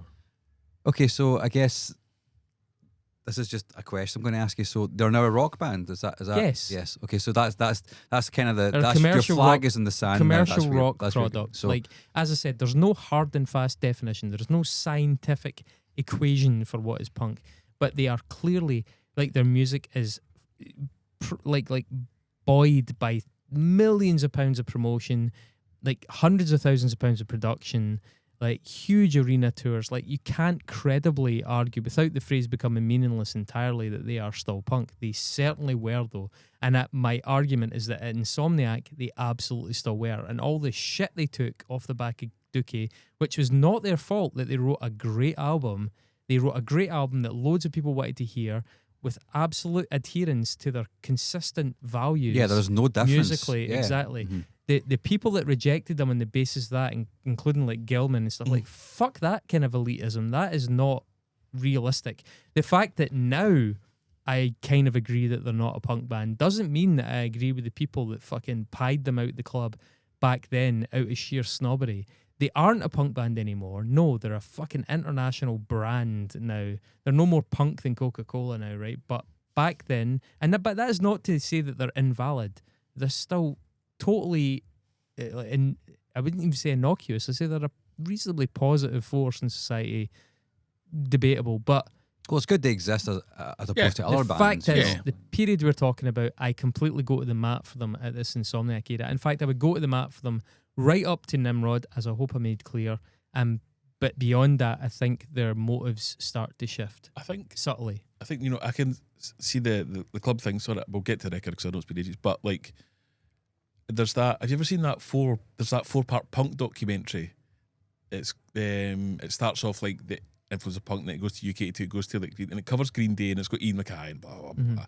It's got Fat Mike. Yeah, they're a punk band, It's always get Ian MacKaye. and it's but Ian MacKaye's like, right, he's the like, why would you sign with a major label? Why would you do this? If they want to come to that, fine, we'll just change direction and do something else. And like the likes of a Gilman, it's maybe not so much fuck Green Day, they've sold out. It's like, didn't invite your pal because he stinks a BO. What does having them there, what does it bring? Major label Green Day, it brings major label. Like, we don't want that. Yeah, we don't want these people in our area. In space, It's like you're bringing. It's like bringing your shit, pal. We don't want them here, so we're going to have to reject you because we want to. These are our moral values. This is what we want our space to be. Aye, I know. By the way, I get hang it. on, that's a really good point, because to be fair, I don't know the nuances of what Gilman Street's kind of attitude was, and I don't want to mischaracterize them. Of course, no. Yeah, that may well be their motivation, and that's a totally valid motivation. I remember it when The View got signed, and suddenly Dundee was swamped with people wanting to sign another View. And genuinely, we spoke about this in the Dundee is Fundy episode, right? Going right back. It ruined Dundee as like one of the most interesting music scenes in the UK at the time, because people suddenly just wanted to book bands to get these A&R guys what they wanted, because the city got flooded by A&R guys looking for this kind of next View indie band, cheeky chappy indie band, and all this amazing Never post-hardcore died in its arse. And so I can completely understand the motivation of Gilman Street there. I don't know that was their motivation. Yeah, me neither. If they simply, I'm maybe strawmanning them and saying, look, if they simply rejected Green Day because they happen to be successful by being very good songwriters, that's not valid. If that's not the case, I'm in the wrong. Well, it's obviously not a house rule that stuck, right? Because Green Day have played it a bunch of times since. Yeah. AFI played it. Bad Religion have played. Yeah. Every band that signed to a major label, Let's play that. including Rancid. Yeah. Incidentally, the band that people thought would never. They did it for 2 records. Was it one? There was definitely one in Interscope anyway.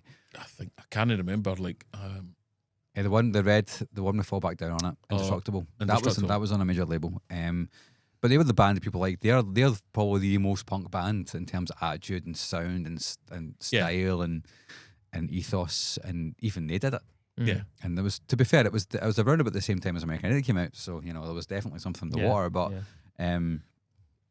that's not a yard. That's like what I was saying before.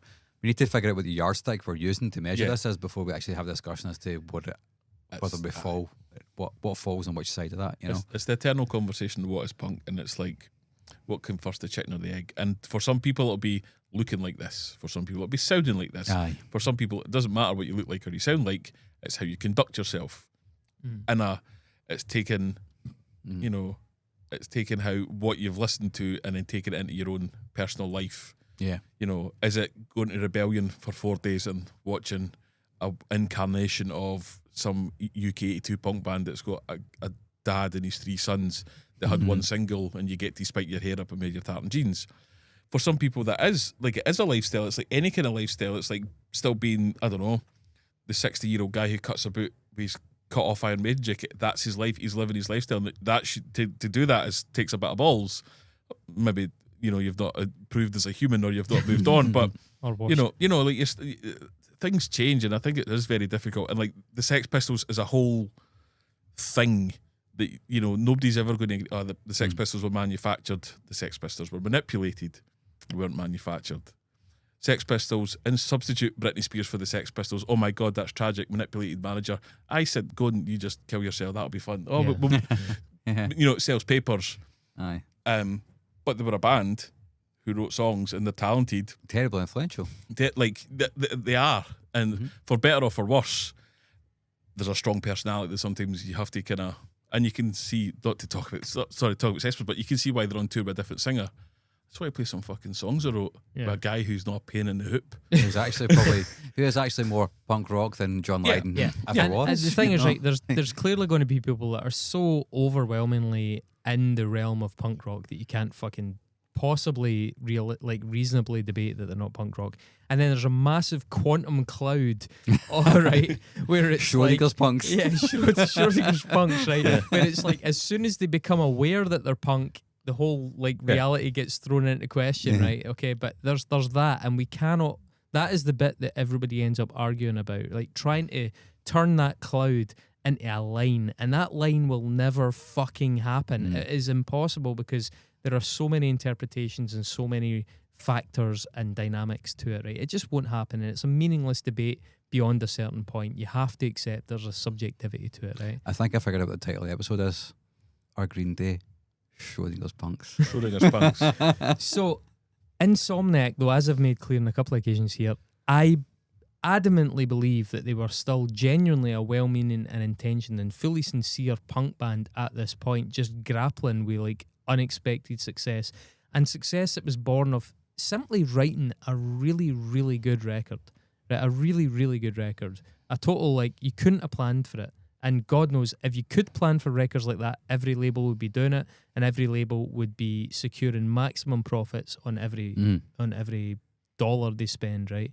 So the overall context to Insomniac, it came just 15 months after Dookie.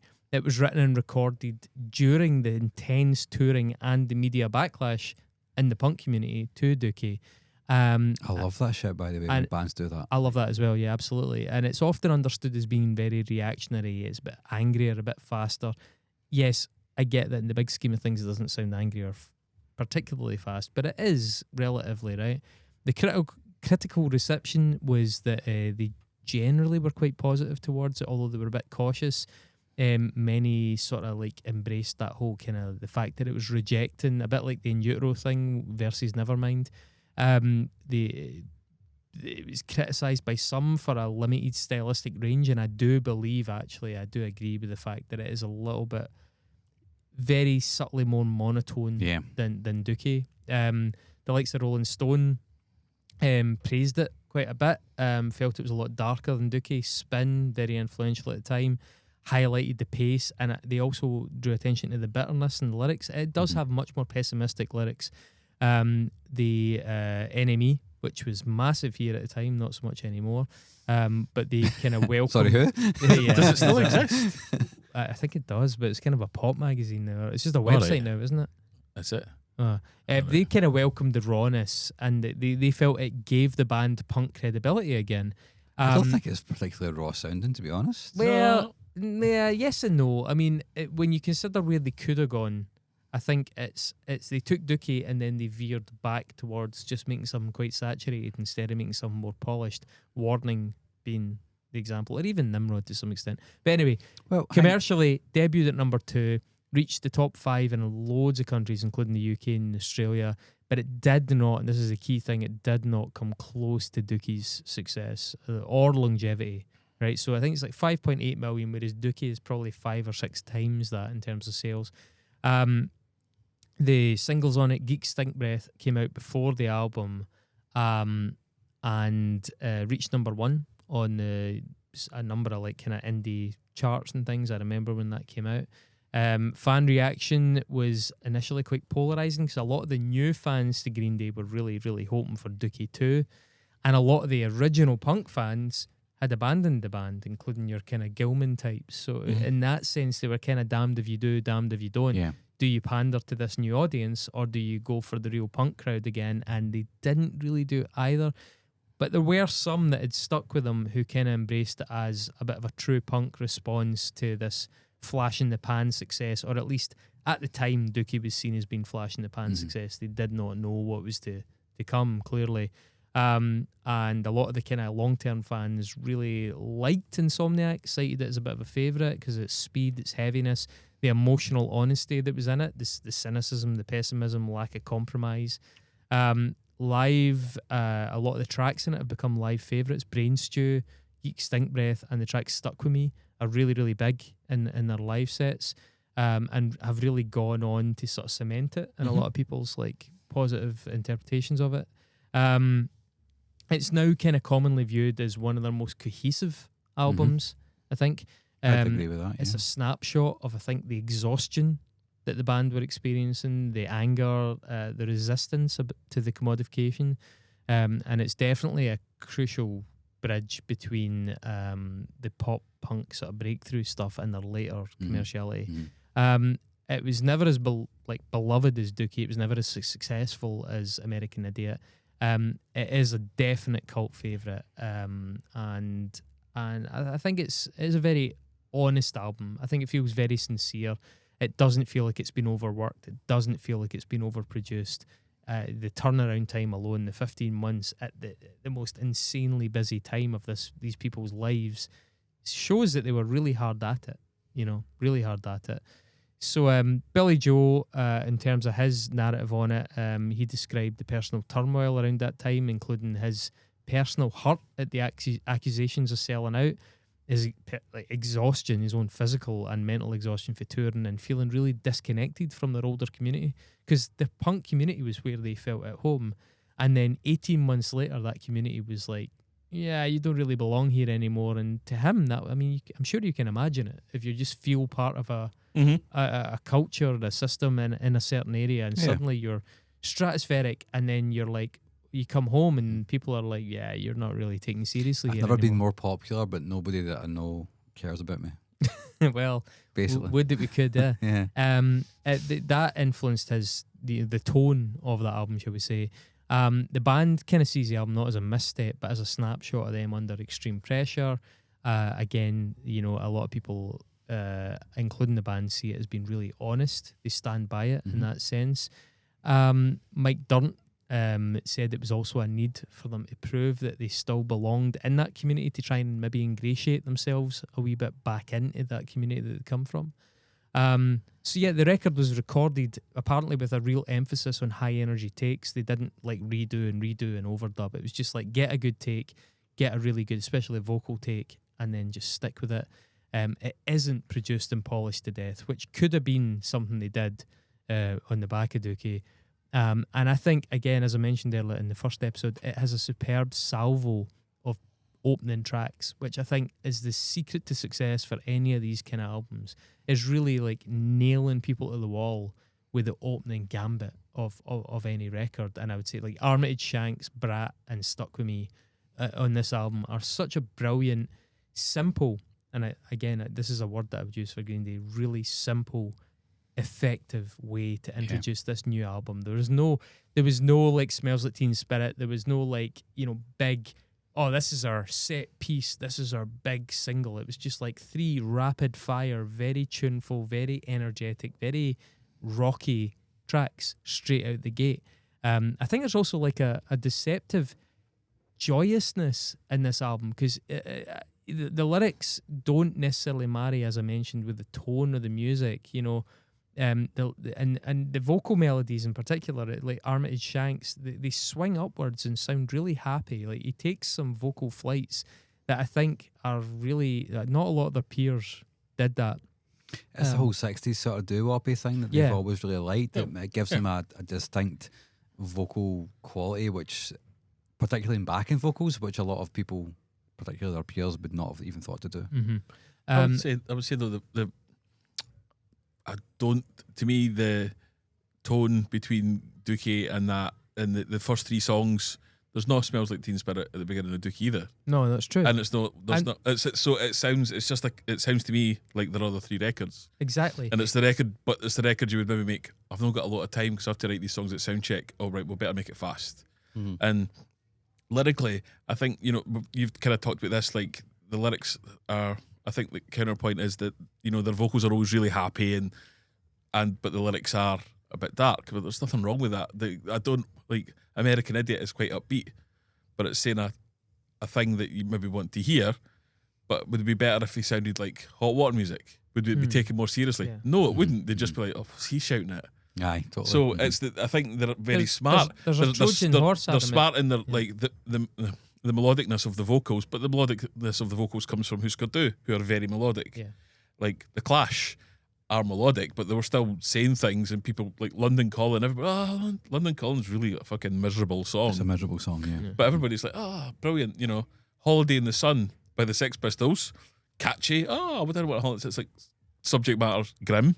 You know, The Damned, New Rose, like grim. You know, like there's I totally agree, and I think that element of it, I don't think that changed between Dookie. The only thing is, it just got a bit more famous, and Insomniac just sounds like 2 points that I don't want to let slide there. I think there's a Trojan horse element there that's nice, where you can slip in more thought-provoking messages, you know, with that spoonful of sugar, having the upbeat music, but having that sort of slightly darker message. Certainly with American Idiot, that's more apparent.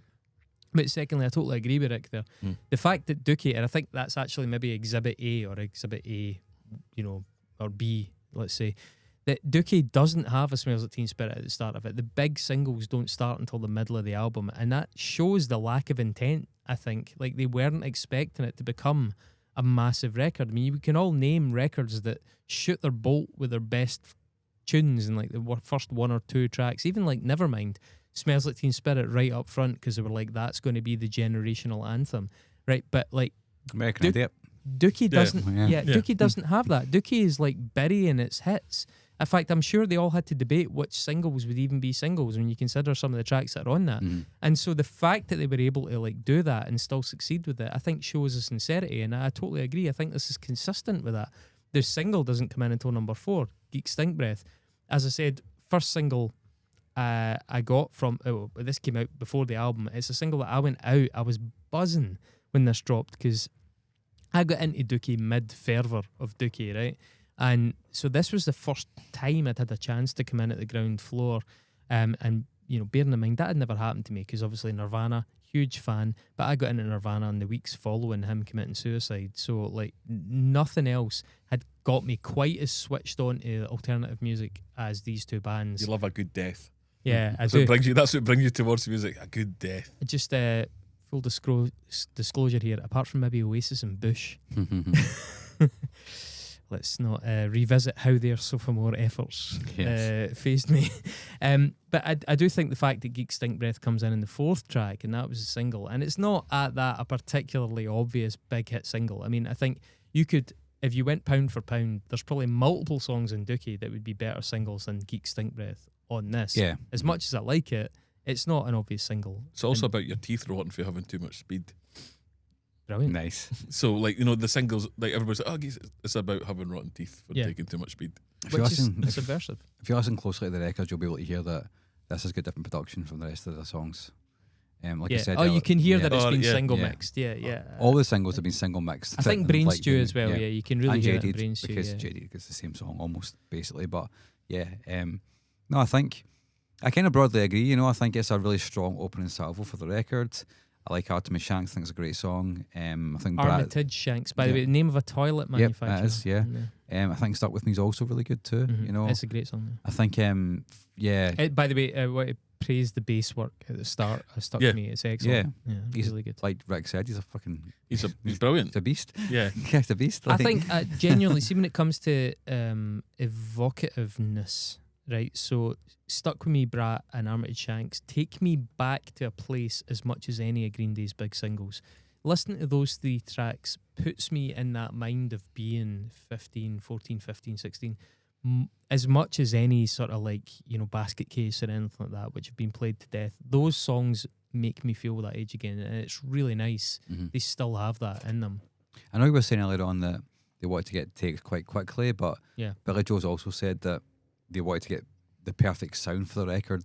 So for me, this record sounds tighter and a lot more produced than Dookie did. They were touring, and the pre-production time was put in, but in terms of the actual takes, the takes were like, that is a good take, let's move on. But production, I actually think it sounds probably sonically a bit more compressed than Dookie does. Maybe, it's thicker. It's definitely thicker, and it does sound sonically darker as well, like tone-wise, it is darker than Dookie, I think.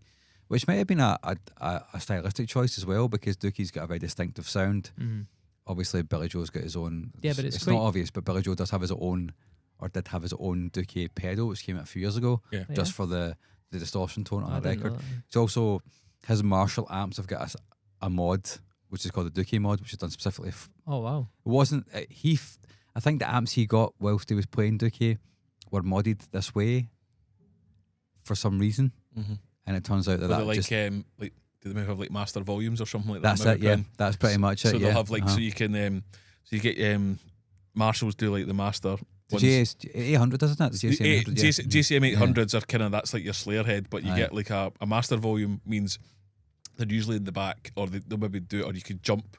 They'll have 4 inputs, you could jump the inputs, but a master volume means you can crank your amp up, but you can turn the volume so you can still play it. So you can push the tubes, and then so you could have like, you know, they get that tube thing without having to turn everything up to 10 because your master volume's at the back, and you can get it to kind of stage kind of volume. Although I maybe explain, you play the guitar. I'm probably I'm explaining it like that makes sense. Like, but that's a mod you need to get done to your amp. So that's why MXR made the Dookie pedal, which is really limited edition now, to kind of replicate that. And I think there was a thing with the bass sound as well. Like the head, I'm sure I don't know if it was them or they were listening to another. Is it Rob Cavallo? Yeah, produced it. Rob Cavallo. It's an album he did, and like, oh, what's that bass Caballo, sound? What's that bass sound? I want that. So that's why the bass is maybe a bit more than the other two. That might be. I don't know if that's. I don't. You're that probably, might. you're probably It right, might be. I remember, or somebody like that was like, I want. What's the bass tone for that? Can we have that kind of thing? But also know that just getting geeky as fuck now. Mike Dirnt's sound for his Gibson Grabber basses were like Bartoli pickups, which were replacements, which is really a really odd pickup to have in the kind of band that they're in, and that's what gives that kind of sounds like a P bass, but it's not. It's and the got pickup, a bit more the pickup pushed selector doesn't work. Yeah, he's kind of got a fucked bass. It's and it's Billy Joe's that blue guitar. What's the name for it? I can't Is it remember. like a Super Strat or something like that? I think it's a custom built, like not custom built, but he built it or somebody built it for him. But it's all that kind of stuff. We're deep in the weeds. It's a very unique sounding. They're a very unique sounding band. Of that, absolutely. Time, you know, they've like got a distinct. They don't just have like off the fucking shelf out the shop gear. You know, like. So talking about the sound of Dookie as well, I think the track 86 on this could have been on Dookie. I think it really sounds like something that if it wasn't a demo from that album, I think it could have. Yeah, it was written from the same place as that. It's pure, it's direct, it's quite joyful. And one of the things that made me realise is that I maintain that even though there's a lot of bands that were doing something quite similar at the time and after, there's something unique about Green Day's melodic sensibilities that spoke to me in ways that the likes of NoFX et al. Never did. You know, I think they make melodic decisions, especially with the vocal melodies and some of the root changes. It's 70s power pop, man. Yeah. 60s, 70s power pop. But a lot of people tried it, but they just had a sensibility that seemed to really connect to me. And so when I meet people that are like massive NoFX fans, I'm like, I just don't get it. It just doesn't push the buttons in the same way. I think NoFX have a very specific SoCal punk like sound that comes from like the 80s era of like punk rock music, whereas Green Day don't have that. Yeah, they're a bit more 70s. Yeah, very much so. Yeah. Like even if thinking about it, Blondie. Yeah, like that kind of Rosillos. That totally. That kind of where punk music is a bit more pop, and then you maybe have like I say like the Nerves or even like Joe Jackson and all that kind of stuff.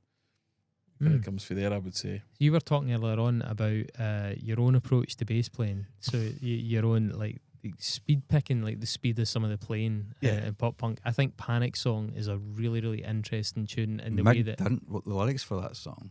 Did he?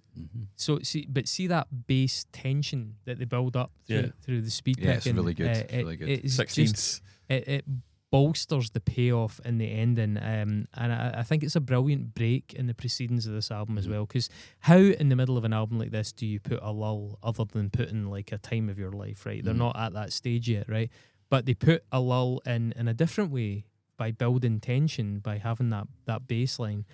And the album isn't as dynamic as Dookie, but it does a good job of mixing things up in that way to minimise the fatigue. See that song in particular, I think that it's got a big, when it gets kind of going and the whole band are in, it's got a real rock feel, which does portend the future what's coming of Green Day. There's definitely shades of like, oh shit, we can also kind of do this and still sound like us. That's interesting. How about we can? That's true. Play that. I think Brain Stew as well at number 10, or Brain Stew and Jaded, are another great example of them managing to put a lull in the album without really slowing the album down. I get that the production's slightly different, right? Somebody obviously clicked that was a very hooky song and got them to do a radio production on it. But Brain Stew has so much space in it that it gives the album a breather without tripping it up. And then obviously Jaded maximizes on the payoff from that tension, a bit like with the End of Panic song. The only other one or the only other two really that jump out to me is the track Westbound Sign in this one, which is potentially disposable in the context of the album. The thing about it that I like is that it sounds so much like Kerplunk or even earlier. Then it really authentically ties the band to their roots. And the whole point of this album is about trying to regain that credibility. This song sounds to me, you were talking about if, 1039 had been produced properly, how would it have sounded? This is that album produced properly. They sound like an authentic project, They just, as I said, they just happen to have had a Eureka album that blew them up, but this is who they are. The ingredients are the same. And what I thought was interesting was it's very telling of that era because there's no assistance clearly given here, right?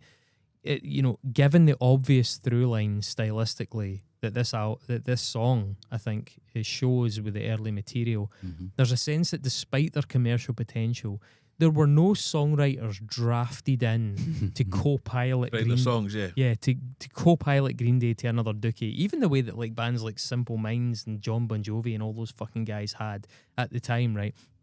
Green Day did not have people coming in saying, you guys are worth millions and millions. We've brought this person in to help you write another hit. There was none of that. And I doubt that could be said of many equivalents, not just since, but then as well. A lot of those bands that realised they'd hit on gold and had potential, multi-million-dollar potential, were getting people in to help them reproduce that. There was so much at stake for these bands that the labels had said, you can't squander this opportunity. We'll bring somebody else in. And that, when you talk about bands like Good Charlotte and that, oh my God, there's so many producers involved in that kind of stuff. Sum 41 to try and rebottle the lightning that made them all that money. And actually, in a weird way, it made me wonder. I wonder if Green Day represent a missed opportunity to a lot of those executives who were like, "Oh, we let that band write the follow up to their big hit album, and it was a quarter or a fifth as successful. We won't do that again." I wonder if they're a cautionary tale for what happens when you let a surprise hit band write their subsequent release, and it's like, no. See, when that happens in future, let's bring a writer in or a producer in to help sort of make that stuff a bit more commercially viable. I don't think that wouldn't have been happening in that period unless you were a huge I think band. that was already happening to some extent. It was nascent, and I think that very much became the norm after that. When you had a surprise hit band, I mean, today it is de facto. Yeah. Any band that does well, they're too big to fail. There's too little money in the system. It's like, right, we need to capitalise upon this, bring in a producer, and that producer is not just producing, they're helping that band write the songs, and they're taking feedback, and they're being like, right, this has to change. And often to the extent where it's unrecognisable. Celebrity Skin by Hole is a famous example of an album that was not allowed to be anything less than supremely commercial because there was so much potential money at stake. To the point where they took Patty Schemmel's drums completely off the fucking album when she wasn't there and completely recorded a new drummer to make sure that it became like a huge pop hit. Yeah, but their contemporaries who were on major labels were not like Offspring. They weren't getting Hole were their contemporaries, man. Yeah, I mean, Hole were. I think having Live Through This was the same year as Dookie. Yeah, I know, but I think I would say I wouldn't say they're. I would say if you're going to, it's like I'm fucking slavering, right? For me, and you might think the same because we're in the same thing. Let's use the term the Big Four. The Big Four. NoFX, Green Day, Rancid, and The Offspring. Yeah. Rancid and Green Day's third album, huge. Rancid's fourth album, Life Won't Wait. Yeah. Green Day's fourth album. Offspring's fourth album. Ooh. Yeah. Blink-182's fourth album. Ooh. Like they definitely had producers. So they've been allowed to like, oh, we'll sign you, and they're not maybe the same band they were, so they've had a bit more time, or like, the time that I would maybe get, like, Richard, I need to work for 6 months, go and write a punk record. Cool. Because and now Green Day had that between sort of 2 and 3, and then Offspring and Blink-182 have got that between 3 and 4, where Rancid, Out Come the Wolves is, give us another one of those, and then they produce Life Won't Wait, and everybody's like, Is that a ska record? Yeah, or like say Blink-182, sorry, Offspring, Blink-5, the big five, no effects as well. Like, what's their third album? White Trash, Two Heaves and a Bean. Yeah. And then what's after that one is... I want to say Animal Liberation, but it's not. Is No, it? No, it's not. It's not. Fuck. Also, Punk and Drublic was the big one. Punky Drublic's the third one. No, it's the fourth. That's the fourth. It's the fourth one. Yeah. Punky Drublic. So Yeah. before that is White Trash, Two Heaves and a Bean. Yeah. Before that, so they go for Punky Drublic to. Look, that I want to throw a stick in the spokes here, right? You want to throw Because a spoke in the stick. spoke in the wheels, right? Spoke in the stick. The straw man. Here's the thing, right? It's speculation, right? But I would suggest that Rancid, and it turns out Green Day, maybe because Green Day were so on the road at this point, were not the kind of bands that were going to consent to having a I producer. don't think any of the ones Right. mentioned were. But no, No. I disagree. I think Blink-182 and Offspring were exactly the kind of bands that would consent to having somebody come in as a producer from the label to sit and turn what was going to be the next album into something special new. Now, by the way, Ixnay not all that big. Yeah. Like yeah. a bit. Ixnay was a little bit of an Insomniac, but what followed, Americana, was the really, really big one. And what I'm saying about Green Day being a bit of a cautionary tale, I do think there's an element of the label saying, by the way, we let those guys just go for it alone. They didn't reproduce. We need to, okay, the band still write the body of the work, but we need to bring a producer. And by the way, this has happened in recent Scottish history with a lot of Scottish kind of credible indie alternative electronic bands where, all right, the sophomore effort didn't quite land. Let's bring in a producer and have them sit there and just completely excavate all these songs until they're optimized for commercial success. And hey, it works. And I honestly don't.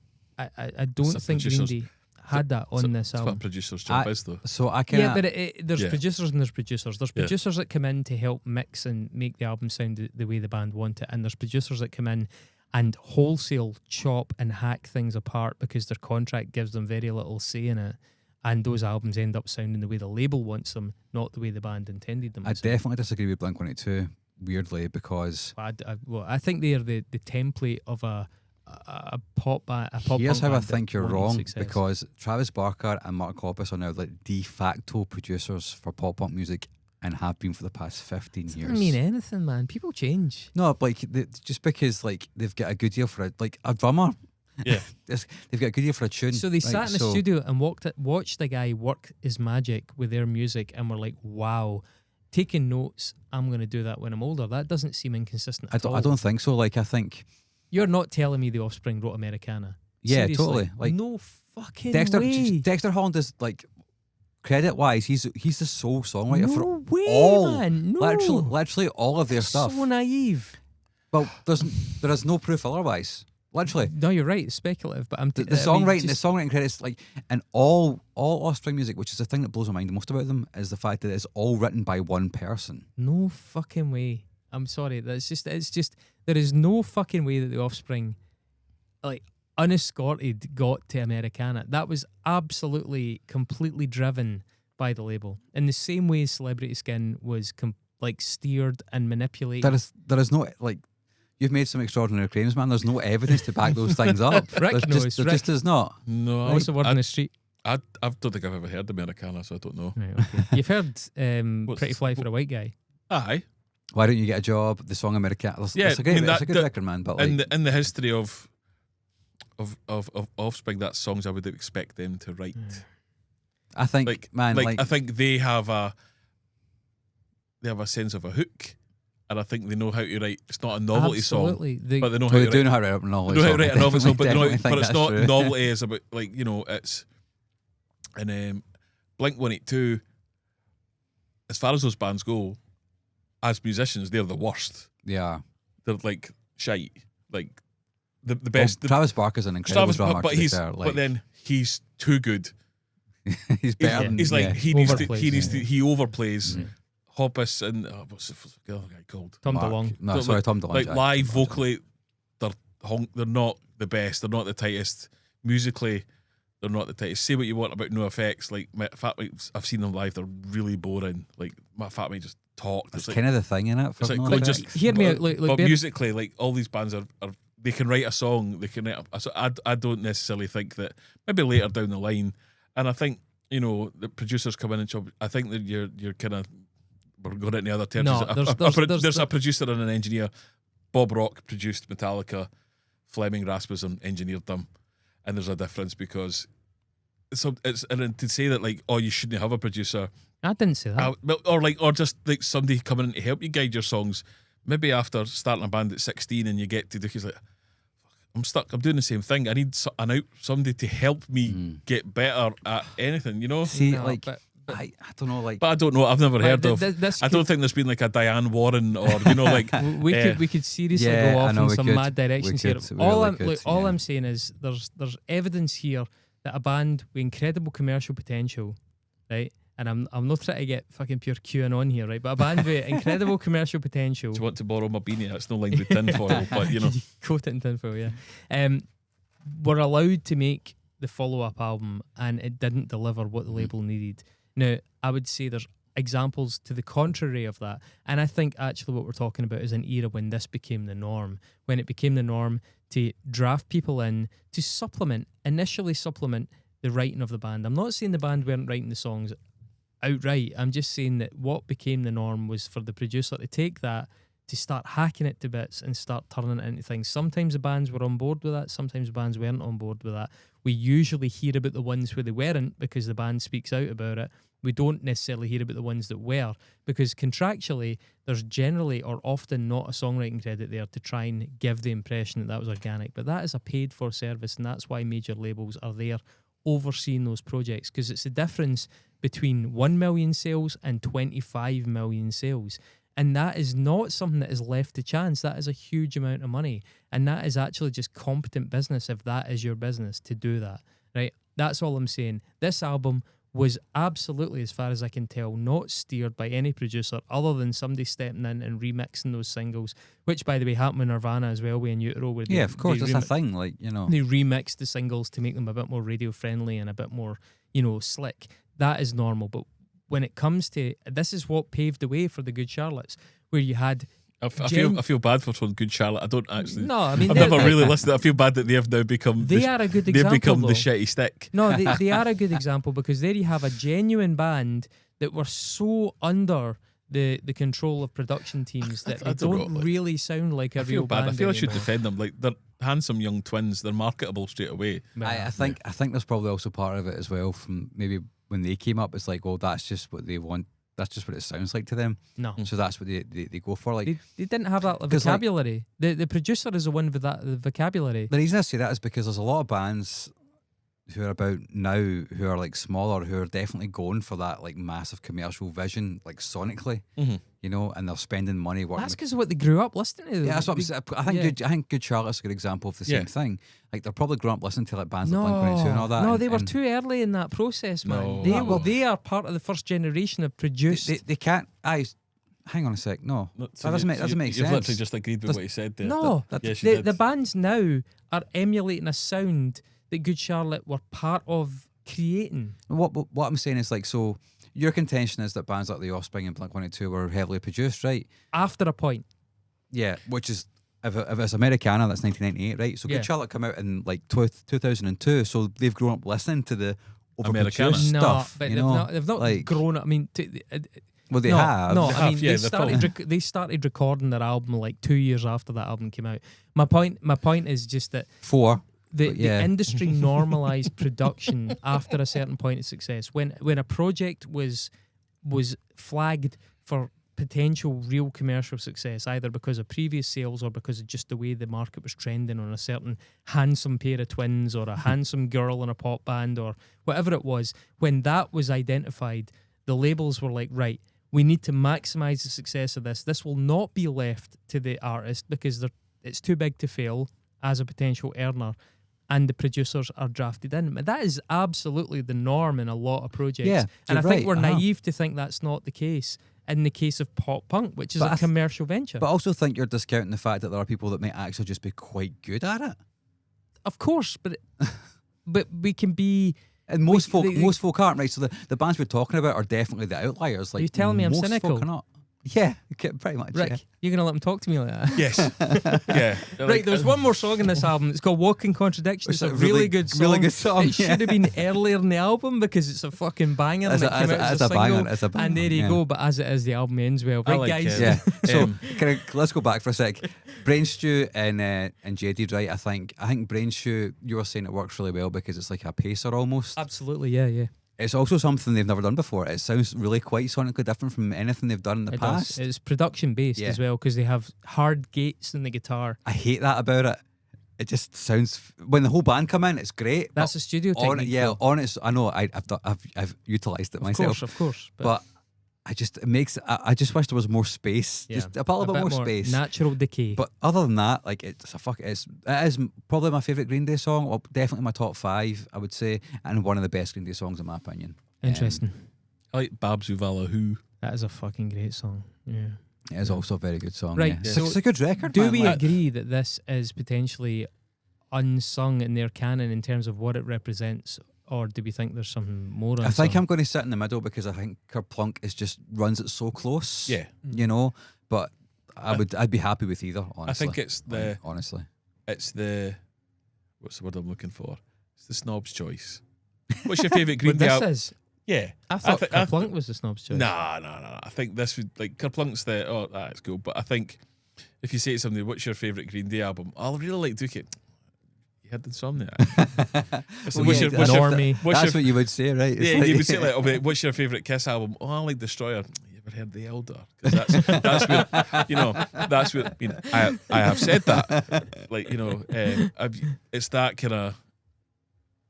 Oh, you'll get it. You'll get it. You'll get it. I think You'll you should. get it, I man. think you should You'll listen to that. I think you'll find it's just it's not the go-to. Have you ever heard Crazy Nights is the answer? Yeah, it's all right. It's fucking That's- amazing. But Turn On the Night is the best song, But if you're going most to unsung song in the world. if you're going to talk about bands who bring in singers to help them make albums, there's your Well, there's your prime example. Like, exactly. you're a Well, big fan of Creatures of the Night as well, though, right? Oh, Creatures of the Night's a fucking banger. Yeah, it's all right, yeah. Shut But up. I mean, Crazy Nights is absolutely fucking tremendous. it's not as good as Creatures of the Night. Anyway, We'll right. not start talking about Kiss. My So- opinions on Kiss are on the records. That's all right. I think I've made it clear that I think Kerplunk, had Green Day not turned into Green Day, Kerplunk would be one of those. No, you know what I mean. I think know what what we've you established mean. is that you don't I know. like fun. Yeah. You don't like fun records where people get to sing happy songs. You would rather American Idiot, I don't know, sounded like fucking Drain You, and Billy Joe blew his arse off, and they all did heroin. That's his arse he off. shot his tragic arse shooting accident. He now sings. He now runs a fucking charity for those of the arseless of America. Arseless. The And he's like, arseless oh, that's child. the tragic tale of Billy Joe. Colostomy core. Like fucking Steve Albini produced American Idiot, and it just has. I would also, Wow. that would have been pretty. Wow. That'd Sounds be like interesting. every other Very interesting, fucking man. shitey record they produced. Sorry. I don't Yeah, I care. mean, you pretty much nailed it. Yeah. Sorry, yeah. Marks on the fence. Right, No, I'm on the fence, but in a good way. Like I think Yeah. her punk's also class. Like I think that period, like that's a 3-album banging fucking run. Do you know what I mean? Like Yeah. that's pretty untouchable. We could have gone for Nimrod and just like that would have been the compromise. But yeah, I mean, no, that's- the father of all mothers is the compromise. By the way, Mark, you're fucking bang wrong there. well, I've been known to be wrong sometimes. I'll be honest, that, like, but I'm never going to I'm listen. not wrong here. I'm never going to listen to yeah, it. you're again. neither you're going to listen to it again. Like, No, what by the no way, conversation we I'm had. going to go out here? and listen to it to spite you. I hope That's- you do. he I will. hope you do. He's And I gonna- hope you realise I'm right. That's it. Like he's going to listen to it to so much that his next musical project will sound like the father of all mothers, and we'll have to get a Which producer is an in. anti-Second Amendment. Then he'll Eagles of Death Then he'll Metal. blow his arse off. This is a song about guns. But I won't be able to blow my arse Arse off off. because I'm anti-Second Amendment. Yeah. So No, you I'll need- have to cut my arse off. You need Great, to- great it. It needs, Grate my jeez. arse off. It needs to be a record about guns. That's what it's got to be about. Yeah. This is. I think you should write a pro gun record, Chris. This podcast has lost all form. Right? Sorry, I The have that. second part is over 2 hours long. So what happened? But I see, have anybody, that effect on see everything I anybody touch. Anybody that got this far is going to be like, Jesus, this is like a Christmas episode. It's become like, a bit like that, man. Eh? Yeah, So, I think you need to write a pro gun record, Chris. I want to hear that. a pro gun. Okay. Pro gun. Okay, Do it under an assumed name. there's See, a challenge. That's a challenge. see how much money you make. It'll probably be more than Exactly. I make currently. Pro gun. What would you call it? Right, I'll see you there. Will you be in it? pro gun. Fuck, aye, I'll be on it. Right, okay, Mark. What would it be called? I'll be on it. Fuck, There you why go, not? folks. Yeah. Keep your eyes peeled. Would it be called Dead but American? By the Dead way, and American. you know that I only got through customs in America by convincing them that dead or American was like a pure rah-rah pro-American statement. I'd rather be dead or American. I was like, yeah, you know, everybody will be dead or American, yeah. And they were like, did you say it in that voice? damn right, brother. Like a Hanna-Barbera like a Hanna-Barbera cartoon mouse. Let this guy in. They can't hear that. Yeah. They can't hear the difference. Yeah, You can take more like you. Yeah, I'm not getting into the World Cup this year. He's fucked it. Right, okay. But it's cool, neither's Morocco, so we qualify automatically. Well, this has been a really good episode. Yeah. Rick, thank you very much for having us. Yeah, you're very welcome. Thank you. You had us, yeah. Like we orchestrated a shit show. You just came along. Yeah, I'm happy to put up with my You know, it's the club, but I don't know nonsensical ramblings once again. if listeners can hear the noise that was going on in the background. We've actually made the club upstairs wish that we would tone it down downstairs. Yeah. It is 10 to 11, folks. We started at 6:30. Yeah. So I like to point out I went to my friend's house before this. I've been in Glasgow since 1 o'clock, 2 o'clock this Rick's afternoon. also teetotal, and he managed to do this with not a jot. And with an omelette, a couple of sandwiches, a can of sugar free, and some podcast friendly that's an Tic Tacs. By the way, can I just say that's the size of Tic Tac? It's like a grab bag size of Tic Tacs. These are men's Tic Tacs. men's Tic Tacs. Yeah. Tic Tacs. Marketed. Tic Tacs These for are men's. links Tic Tacs. The links Africa. You Tic can Tacs. do like an Link's Tic Tac. That's what you need to be. You should be writing about massive boxes of Tic Tacs. Right, enough. Thank you. We'll see you in 2 weeks. Chin chin.